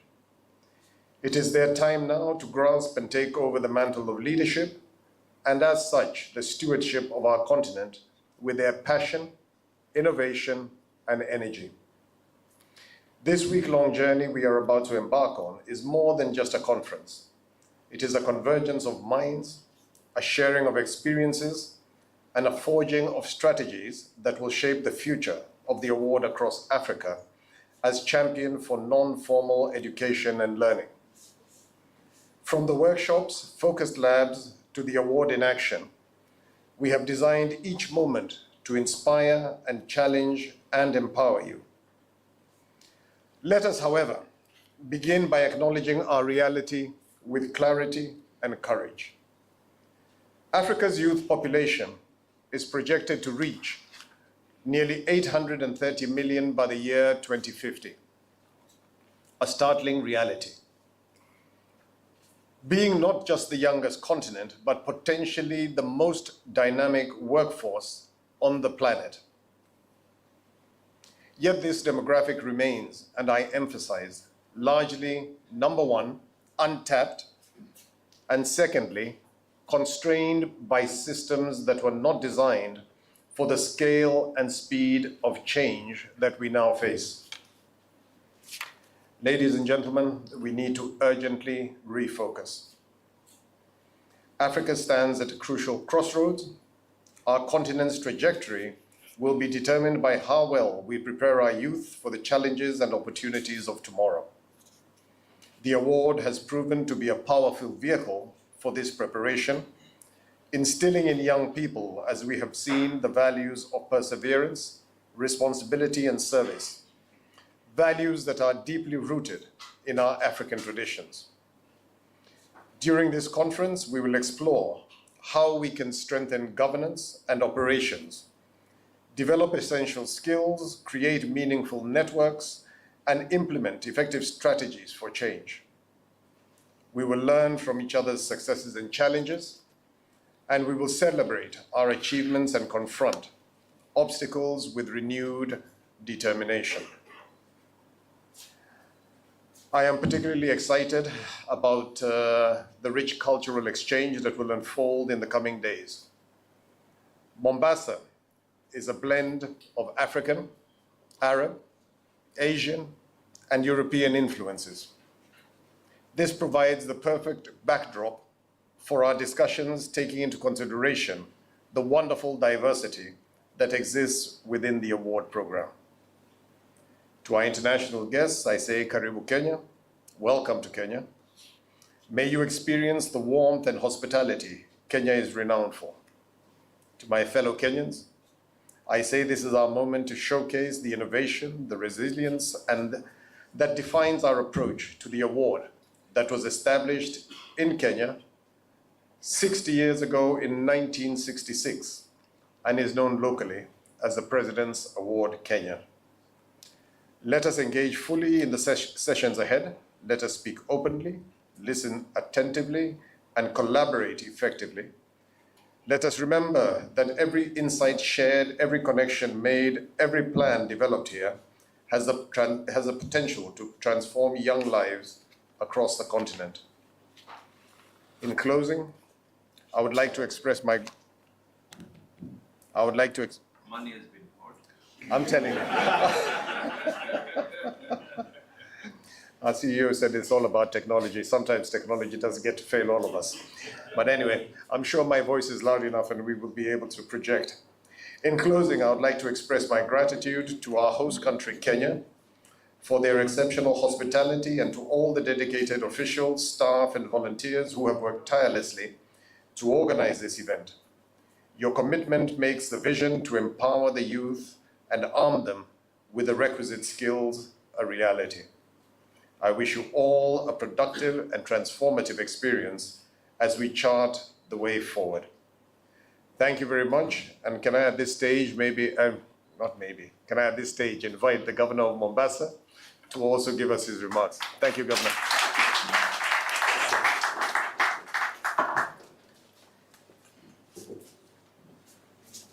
They gave me a mic not because I'm the governor, but because I'm also one of the beneficiaries of the presidential awards. True, I need to, probably my wordings will be a bit biased because I'm conflicted. I'm actually a beneficiary of the presidential awards. And as conflicted as those wordings will be, maybe we just have one mic. I think this is the one that is working. Yeah.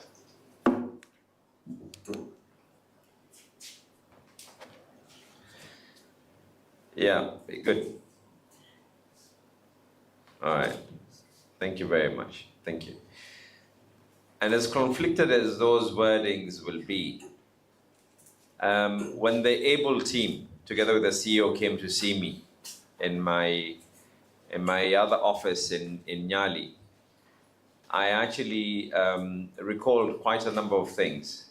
In my school days, I remember many things, like I can actually tell you, if I was thrown in the wilderness, I'll know what you need to be able to do if you didn't have a frying pan and you didn't have a pot, on how to have a cooked meal.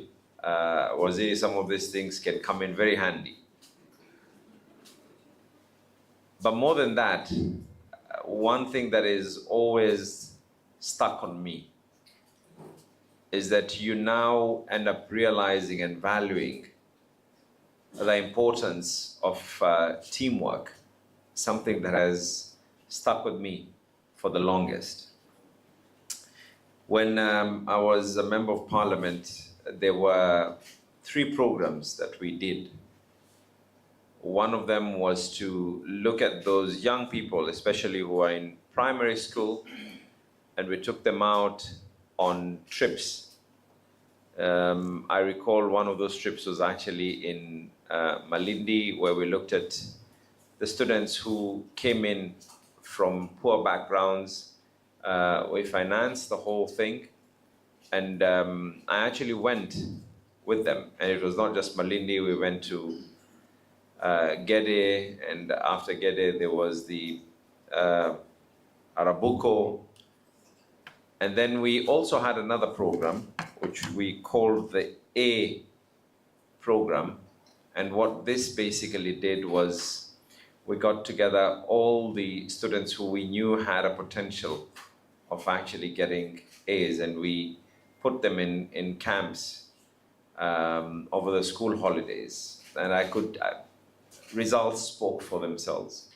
Then we had another group. This was the group where we felt had potential to reach that level.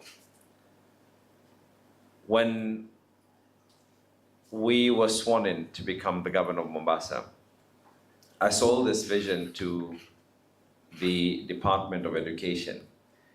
And in 2023, we came up with a program called the Motivational Program, where over school holidays, we brought together these school children, and they were not just going to be in class, but to actually try and do programs like the ones that are being done.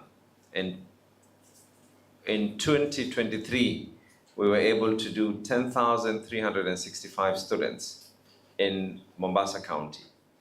2024, a similar program was done where we were able to do 11,718 students. And the direction that I've given, I actually have CCs and chief officers from 3 departments here. And I've asked on the sidelines, that is the Department of Education, and we have the Department of Youth, and equally the Department of Trade who are here. And I've asked them to, with immediate effect, partner with the presidential awards for us to come up with programs where instead of reinventing the wheel, there is actually no need for that, because the law allows us as different levels of government to immediately engage, and the county government will set aside the necessary funding. If we were able to do it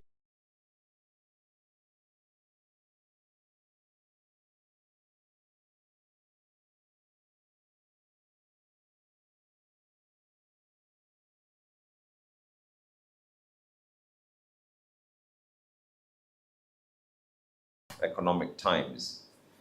So we came up with a program where for every day that the child was able to participate, we had 2 fundings. One was kept aside for that child and we paid the school as their school fees. So for every day, there was an amount that was allocated, and at the end of that period, if you participated for 10 days, for 14 days, that amount will be accumulated and a check would be made to the school.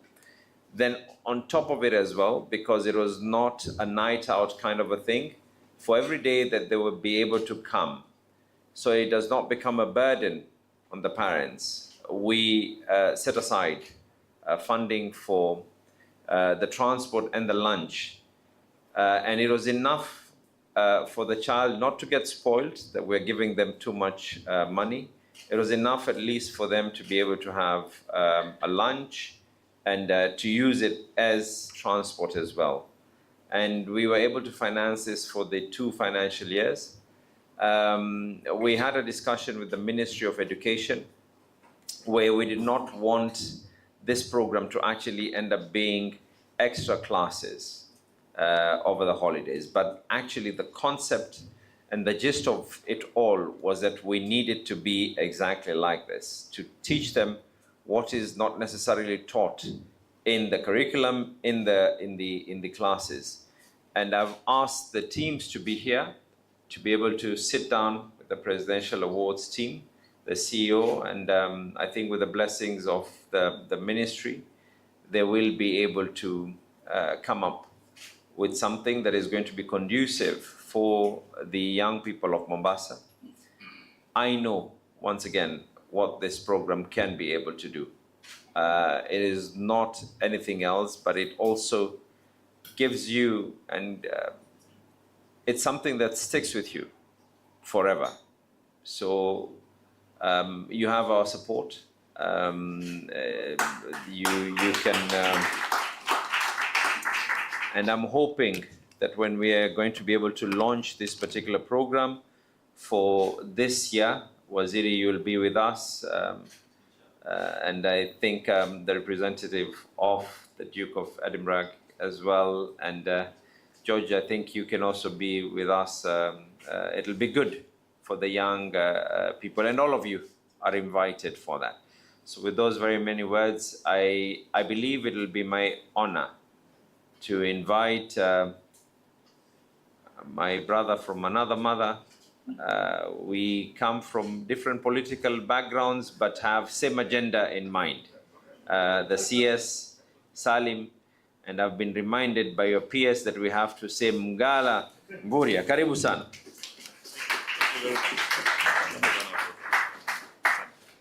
Thank you. Santeni sana, tunaweza keti. Thank you. Thank you very much.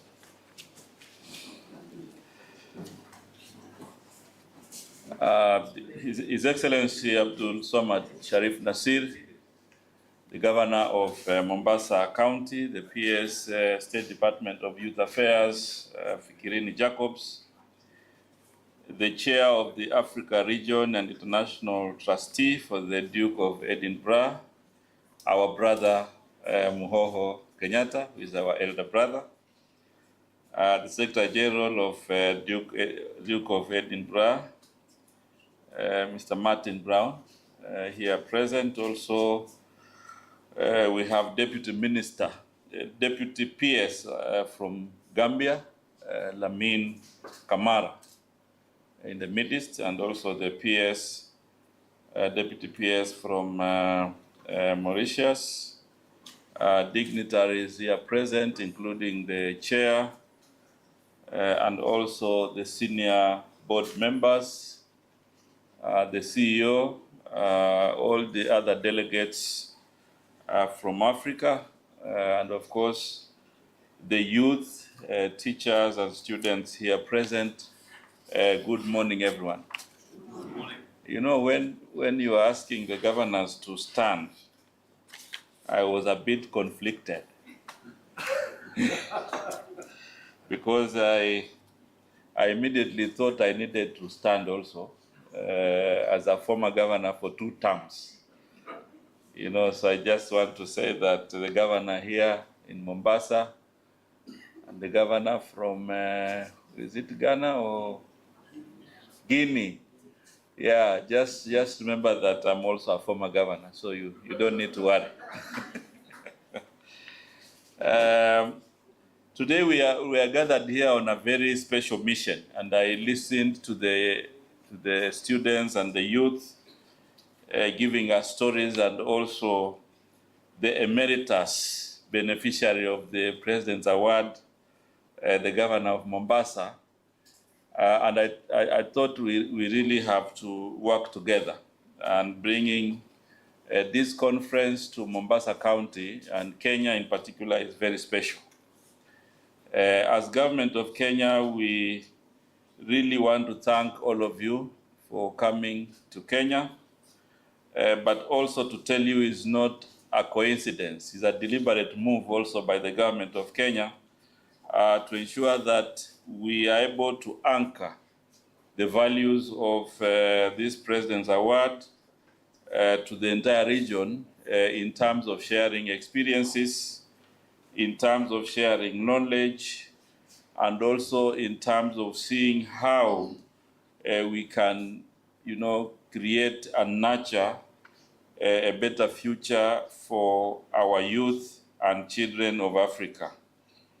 On behalf of the government of Kenya, therefore, I want to warmly welcome you to Kenya, but also to tell you that Kenya is a country of diversity. You know, you are here in the coast region, just in the beach, in the ocean here, but this country has a lot of other diversity. We are a country of mountains. When you go to Mount Kenya region, there's a lot of diversity there, not only in agriculture, but also you have a breath of fresh air, away from the beach line here. If you go to our western region in Lake Victoria and Nyanza, that's the lake region, and you begin to see a different environment, not just for tourism, but also for investment. In the Rift Valley, you also get historical on how tectonics can create, volcanoes, and you can be able to look at a very good diversity. So we are a country of diversity, not only in our tourism, but also in our culture. And therefore, we want to welcome you home, because Turkana is the home of mankind, and this is in Kenya. So we want to welcome you in a big way and to thank you for coming. And I also want to recognize that the theme of this conference, which is taking a new bearing, is both timely and powerful, because it calls upon all of us, the government, those in education, those in the development sector, and young people, to chart new paths that will position our youth at the heart of sustainable development across Africa.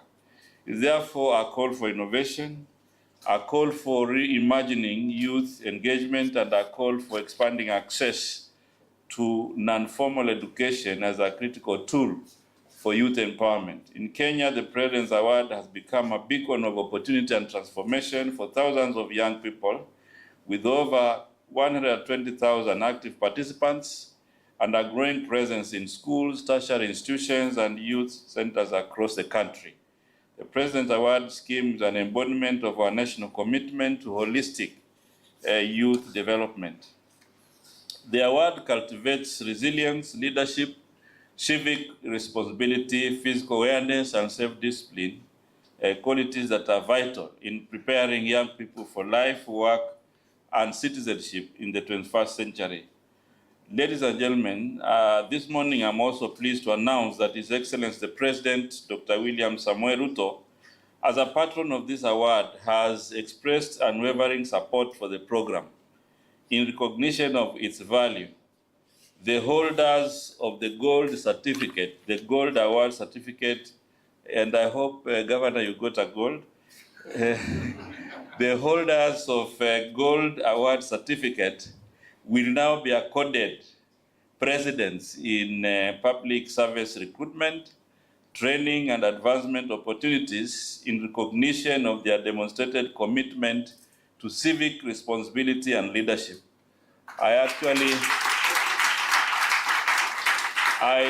received this directive of order of precedence straight from His Excellency the President, but this has also been copied and actually directed to the Public Service Commission and all government agencies to give precedence to the Gold Award certificate winners. This progressive move reflects the government's belief that education must be more than academic attainment. It must forge resilience of character, unleash creative potential, inspire meaningful societal contribution, and foster deep community engagement. While formal education provides the foundation for literacy and professional development, non-formal education, such as that offered through the President's Award, gives young people the space to build practical life skills, pursue their passions, and develop a sense of purpose. This is especially important today as young people face a complex array of challenges in an interconnected world. Challenges such as mental health and fitness issues, while being worried about the health and well-being of their family and friends, which have led to high levels of stress. This makes it even more important that they are deliberately exercising a choice of extracurricular activities, are doing it in a way that requires connecting with other people. I want to recognize the Principal Malindi and all the principals here present, because the co-curricular activities that you are doing, the mentorship, is also fostering a lot of discipline among the students, and this is a good foundation for their future. Pongezi sana, asante sana. We are proud that Kenya is hosting the landmark event that brings together over 40 delegates from diverse African nations, and we are confident that it will lay the foundation for deeper regional partnership and greater investments in youth development.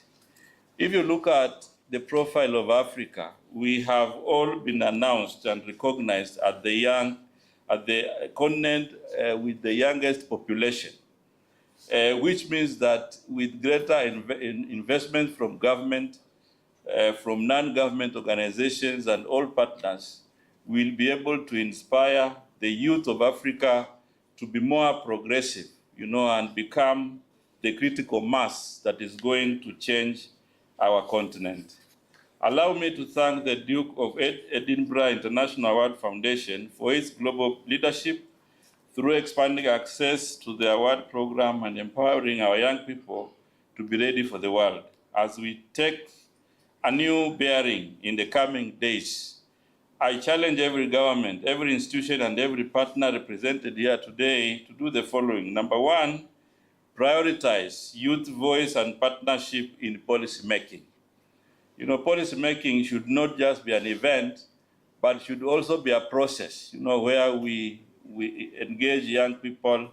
That engagement itself will also inspire their skills, provide, proper mentorship, so that policy is not just for other people, but policy should also inculcate the priorities of our youth, so that they can be able, to realize their potential. Number two, scale up investments in informal education and life skills development. As you already have seen from our young people here, there's a lot they have learned outside the classroom. And I think it is important that we also invest in non-formal education and life skills development. On this one, I want to say that the government of Kenya has also recognized, the prior learning as a key area that we are going to invest. We have recognized this, and we are working with the Ministry of Education to ensure that we are able to inculcate this in every facet of our life. The second thing is skilling, looking at the kind of skills out of school that are going to be very useful, for our young people. And on this, the government of Kenya is working on with different partners to ensure that we have a formal internship, where you have the young people attached to the industry, where they can also learn, they can also earn, and also become a skilled resource in the country. Number three, we need to foster collaboration and innovation in youth programming. If you look at the world today, and Africa in particular, we have become a village because of technology. And therefore, this collaboration and innovation in youth programming will be able to make proper connections, not just in terms of creativity, but also in terms of seeing how we positively use innovation to foster opportunities for our young people. And I'm aware as a government, we are even moving ahead to do a creative economy bill, as part of our creativity and innovation, to see how we can, inculcate this to the young people, but also within the policy framework of government. Aside from policy, we have recognized one of our techno cities, Konza Technopolis, where we encourage a lot of innovation for youth programs in different technologies. Number four, we need to support the recognition of the award framework in employment, education, and community development spaces. Kenya has already led the way with the order of precedence in public recruitment, and I'm sure this is going to be encouraging, not just for the national government, but also county governments in our country, and of course, all the other partners represented here. So the ministry will continue to provide necessary support to ensure the successful operations of the award in Kenya through the bottom-up economic transformation agenda. We value and recognize the diverse skills of all individuals, irrespective of their backgrounds. The ministry will continue to liaise with the Ministry of Education to support the expansion of the program in our educational institutions in line with Presidential Award Kenya strategic direction. And I also want to emphasize that it's not just the Ministry of Education, but we will work with all the 47 county governments, to ensure that we download all the strategic interventions from the national level and collaborate at the grassroots level. To the young people, I want to implore on you to continue to dream big, to aim high, and to pursue your goals with unyielding perseverance. Remember that you possess the power to shape the world in unimaginable ways. Embrace your unique talents and never underestimate the impact you have on the lives of others. On the area of talents, as a ministry, we are also actually building sports academies across the country, which are also talent development centers, and this is the support that we want to do to our young people. We are doing 37 in phase one, and of course we will continue to do that so that we have talent centers across the country. These talent centers are not just looking at sports, but they are also looking at the welfare, the issues of wellness, the issues of social interaction, the issues of community service. So these are also going to be critical units where President's Award Kenya will be working together with all agencies of government to ensure that we provide an enabling environment for our young people. I would like to extend my heartfelt gratitude to the parents, teachers, mentors, and supporters who have nurtured and guided these exceptional young individuals through the award program. And your unwavering support, encouragement, and belief in their abilities have played a crucial role in their success, including the success of the Governor of Mombasa. Let this conference be a springboard for action, a renewed commitment to the African youth agenda rooted in values, vision, and unity. If you look at Kenya and Africa in general, there are a lot of opportunities for our youth, especially in technology. You will find most of the youth, young people are online. They have a lot of online platforms. And I think for us, what we want to advise young people is to use the technology and the online spaces positively. You will only benefit from technology when you become positively creative.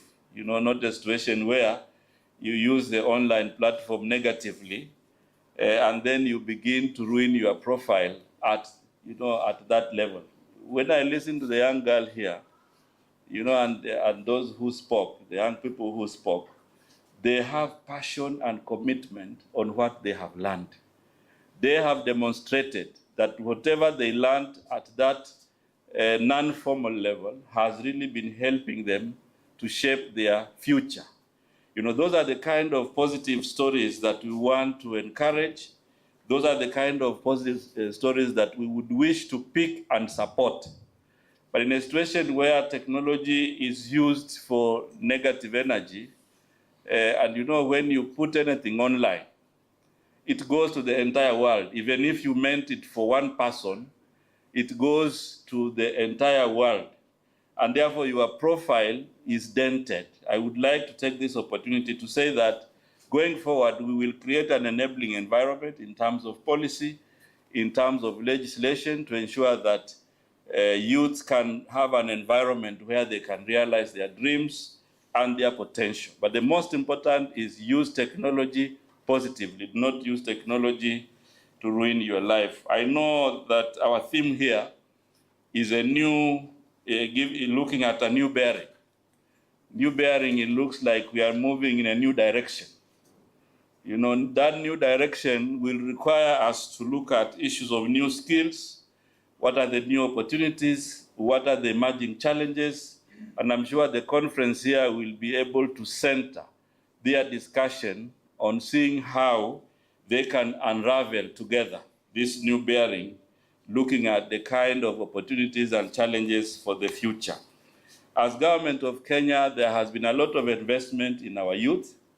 We have a whole labor mobility program where we provide an opportunity for the youth who would wish to work outside Kenya. We provide government support because we know previously we have had people who are not properly agents, and they used to exploit the young people. So we have now invested in a labor mobility, and our youth fund, headed by the CEO here, has been very supportive, to see the kind of cost required. Thank you very much.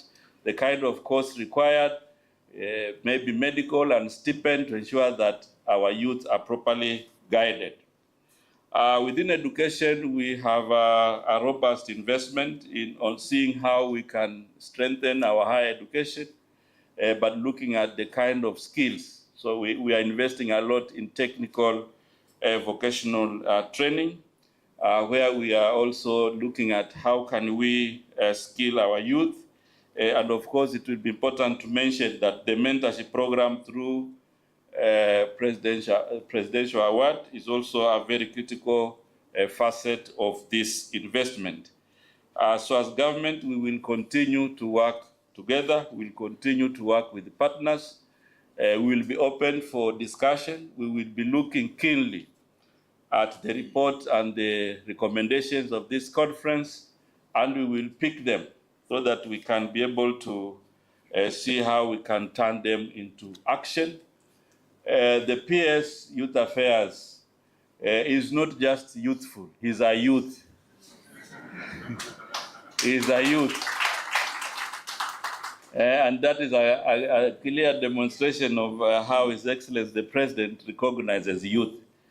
So if there have been issues before where youth have been looking for spaces, one of you is at the helm now of the management of youth affairs. And for me, it's just to ask you to give him support so that he can provide leadership on matters policy, on matters legislation. But as a youth, I'm sure he's also coming in with a lot of experience, and therefore he's not theoretical. He is very practical. He's been a student leader. So those who are in the higher institutions of higher learning, he has been there. So I think what I want to ask you is to give him a lot of support. We are rolling out a youth engagement program we have coined the WAZO, where we bring the youth on the table with government agencies so that we can connect them with opportunity. And I know Gloria is sitting in the midst. She's also youthful. She's actually a youth. And she's leading the National Youth Council as the CEO and also coordinating this kind of engagement across the country. And I'm happy that Gloria and Margaret, the CEO of the award scheme, the President's Award, they're working together. And we meet many times to strategically see how we can support them. I'm sure going forward, the institution here will be much stronger. I know the chair, when you came here, you said you have 1 week to close. So we will see how we can have continuity in the governance of the institution. There should be no worries about it. And I want to thank you, our elder brother Muhoho, for finding time to be here with us. I'm sure your wise counsel will be very useful in this conference. As somebody who has a lot of experience also in investments, you will be able to share how the new bearing will be in terms of expanding opportunities for our young people. As a country, we have looked at how we can inspire investments that can create opportunities for our young people. We have special economic zones. One of the biggest is here in Mombasa, the Dongokundu Special Economic Zone, which is also open for private investment and also other areas. The county aggregation and industrial parks will also be very critical, in fostering and creating investment opportunities for investors, but also create jobs for our young people. So dear delegates, when we meet at a time like this, we will have a lot to share. And looking at, and having listened to what each of the speakers has said here, I'm really inspired that, within the matters youth, we have a very big partnership. When you look at the region, the representation, 11 out of 15, that's a very good representation. If we work with the young people positively, this will create peace in Africa. And that is where we need to put our investments. So to our delegates, we wish you a fruitful deliberations, and may your engagement be bold, forward-thinking, and impactful. With those many remarks, I now declare this conference officially open. Thank you very much.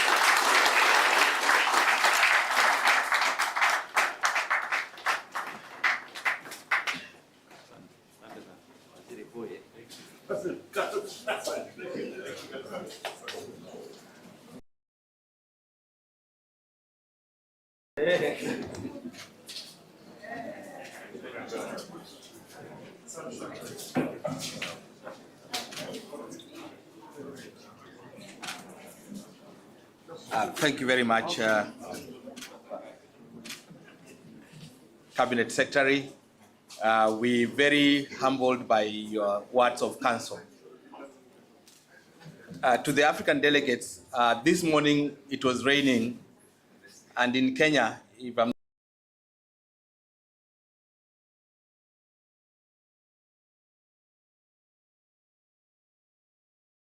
I've gotten some whispers, Cabinet Secretary, from the Nigerian team. We were expecting the Minister for Finance to be with us this morning, but there was a cabinet meeting as we are speaking, and he's promised to be in Kenya tomorrow evening and to grace the closing function. They are saying to me that they also want you to come to Nigeria in November and be part of the ministerial summit.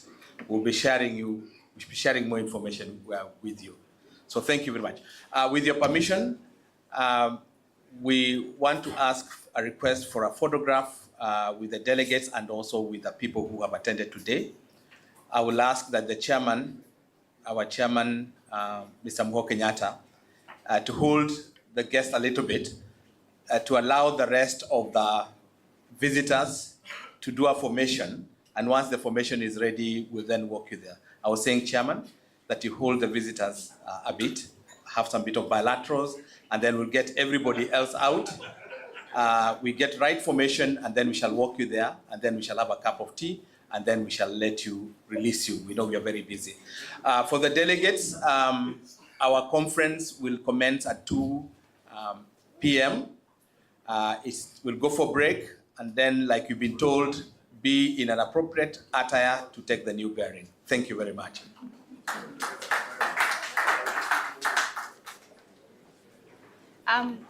Good afternoon, everybody. My name is Maria Birgen. I'm the Deputy Director for Programs and Projects Coordination at the President's Award, and I'm just here to give a vote of thanks to everybody. So I'm hoping that coming to this conference has given everybody an opportunity to understand the influence of this award. At the President's Award, we are very passionate about this program. It's not just a job for us, it has also become a passion and a calling. So I am reaching out to everybody to help us get more young people into the award. It's really a transformational award for young people, and young people discover themselves through this award. As you can see, we've talked with a few participants, and I really want more and more opportunities for you to engage with more young people.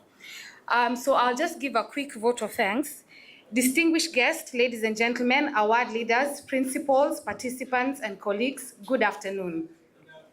It is an honor and a privilege to stand before everybody here, and thank you for honoring us here. Our chief guest, Waziri, thank you very much for being here. We understand your schedule is very busy, so we thank you for being here. And the ministry has always supported us. We always get opportunities to air our grievances, to have an opportunity to express our challenges, and also for our strategic direction. You have been very instrumental in this.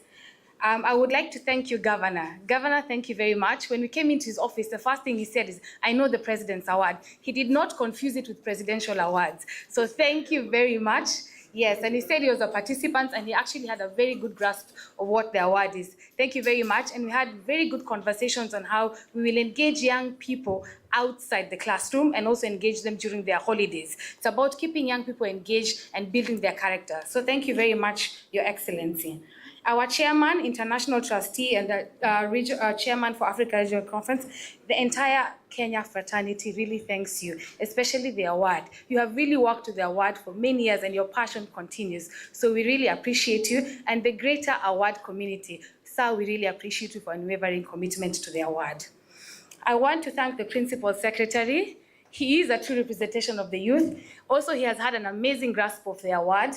He understands it very well, and he's been very passionate. He has hit the ground running, and he's given us many ideas on how we'll support the award. And he's very, very popular with the youth. You should see his social media. You should see the comments. He's very, very popular with the youth. So he's a gem for us.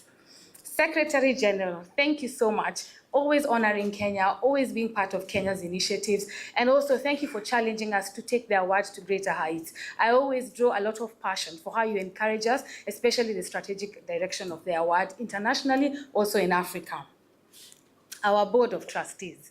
I really, really want to thank our Board of Trustees. One thing I can tell you, they're very passionate about the young people. Every decision they make is about the participant, the young person, and they're always very keen on engaging young people in very many ways. So our Board of Trustees, we thank you very much. We thank you for everything, and they always guide us. I want to also thank other board members from across the African continent, the trustees. Thank you for honoring our invite. Thank you for coming and gracing us in our conference. I want to thank our delegates who have come. I've had the opportunity to interact with some delegates even last year in the previous conference. Thank you so much to come. It's an amazing platform where we really get to engage with other national directors and draw ideas together. And I can tell you it's one big fraternity because we are always engaging and exchanging ideas as an African continent. We truly are as a one team when it comes to the award in the Africa Regional. I would like to thank the CEOs present from the ministry. We have there's a NYC CEO. She's also a participant. She did also the award. So I would like every time I go into the room, I hear 4 or 5 people have done the award.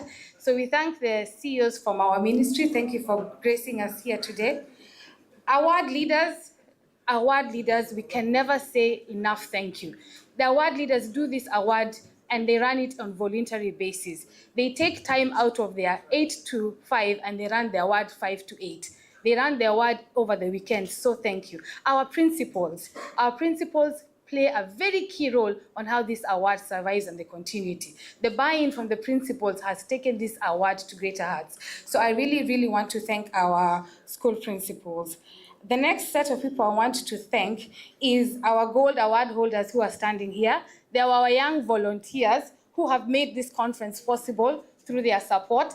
They are here dressed in white. They can be easily identified. The award, the way it survives is through the young people who help us run this award. We are a small staff at PAK, but we have a network of 800 young volunteers across all the counties who we train, who help us with the award. They are gold award holders, and this is a demonstration of how the award continues to encourage young people to give back to the community. They are always willing to help. They will do anything for the award, and I'm always thankful for them, and they have an amazing passion for the award. So, Your Excellency, these are the young people from your area. Please engage them, and they are very good in their volunteer spirit. I also want to thank now the team that has helped us do this conference. You know, the success of the conference is a team of people. So I want to first start thanking Mr. Edwin Kimani. He's been very instrumental in actually this conference, and actually he has led the team in the most amazing way, and he has taken the front line and actually has supported all of us and made us all work together as a team. So Mr. Kimani, thank you.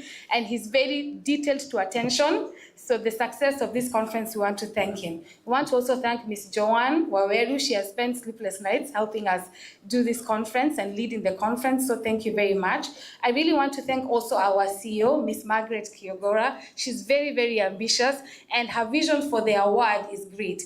So she keeps giving us amazing ideas to take the award to the next great lengths. She actually helps us think outside the box. So I really want to thank you so much, our CEO, as we take the award to great lengths. I also want to thank the staff that is not here. There's some staff members that we have here, and then we have staff members that are not here who have helped us run this conference.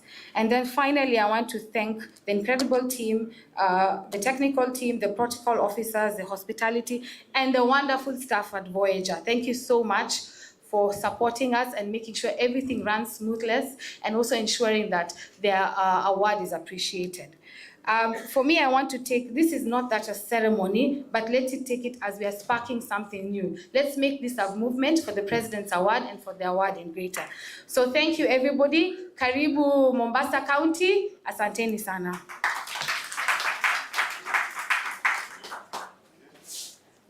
So just a quick one, we can be upstanding for the national anthem, and then we close the ceremony. Thank you.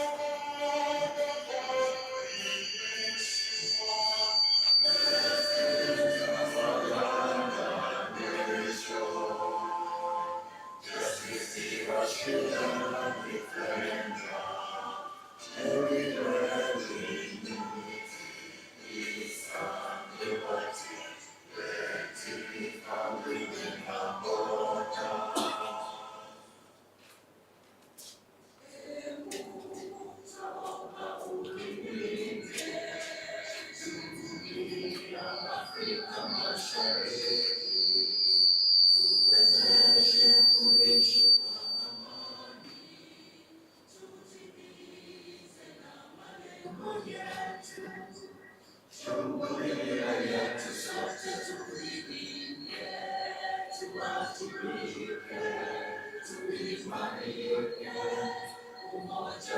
wetu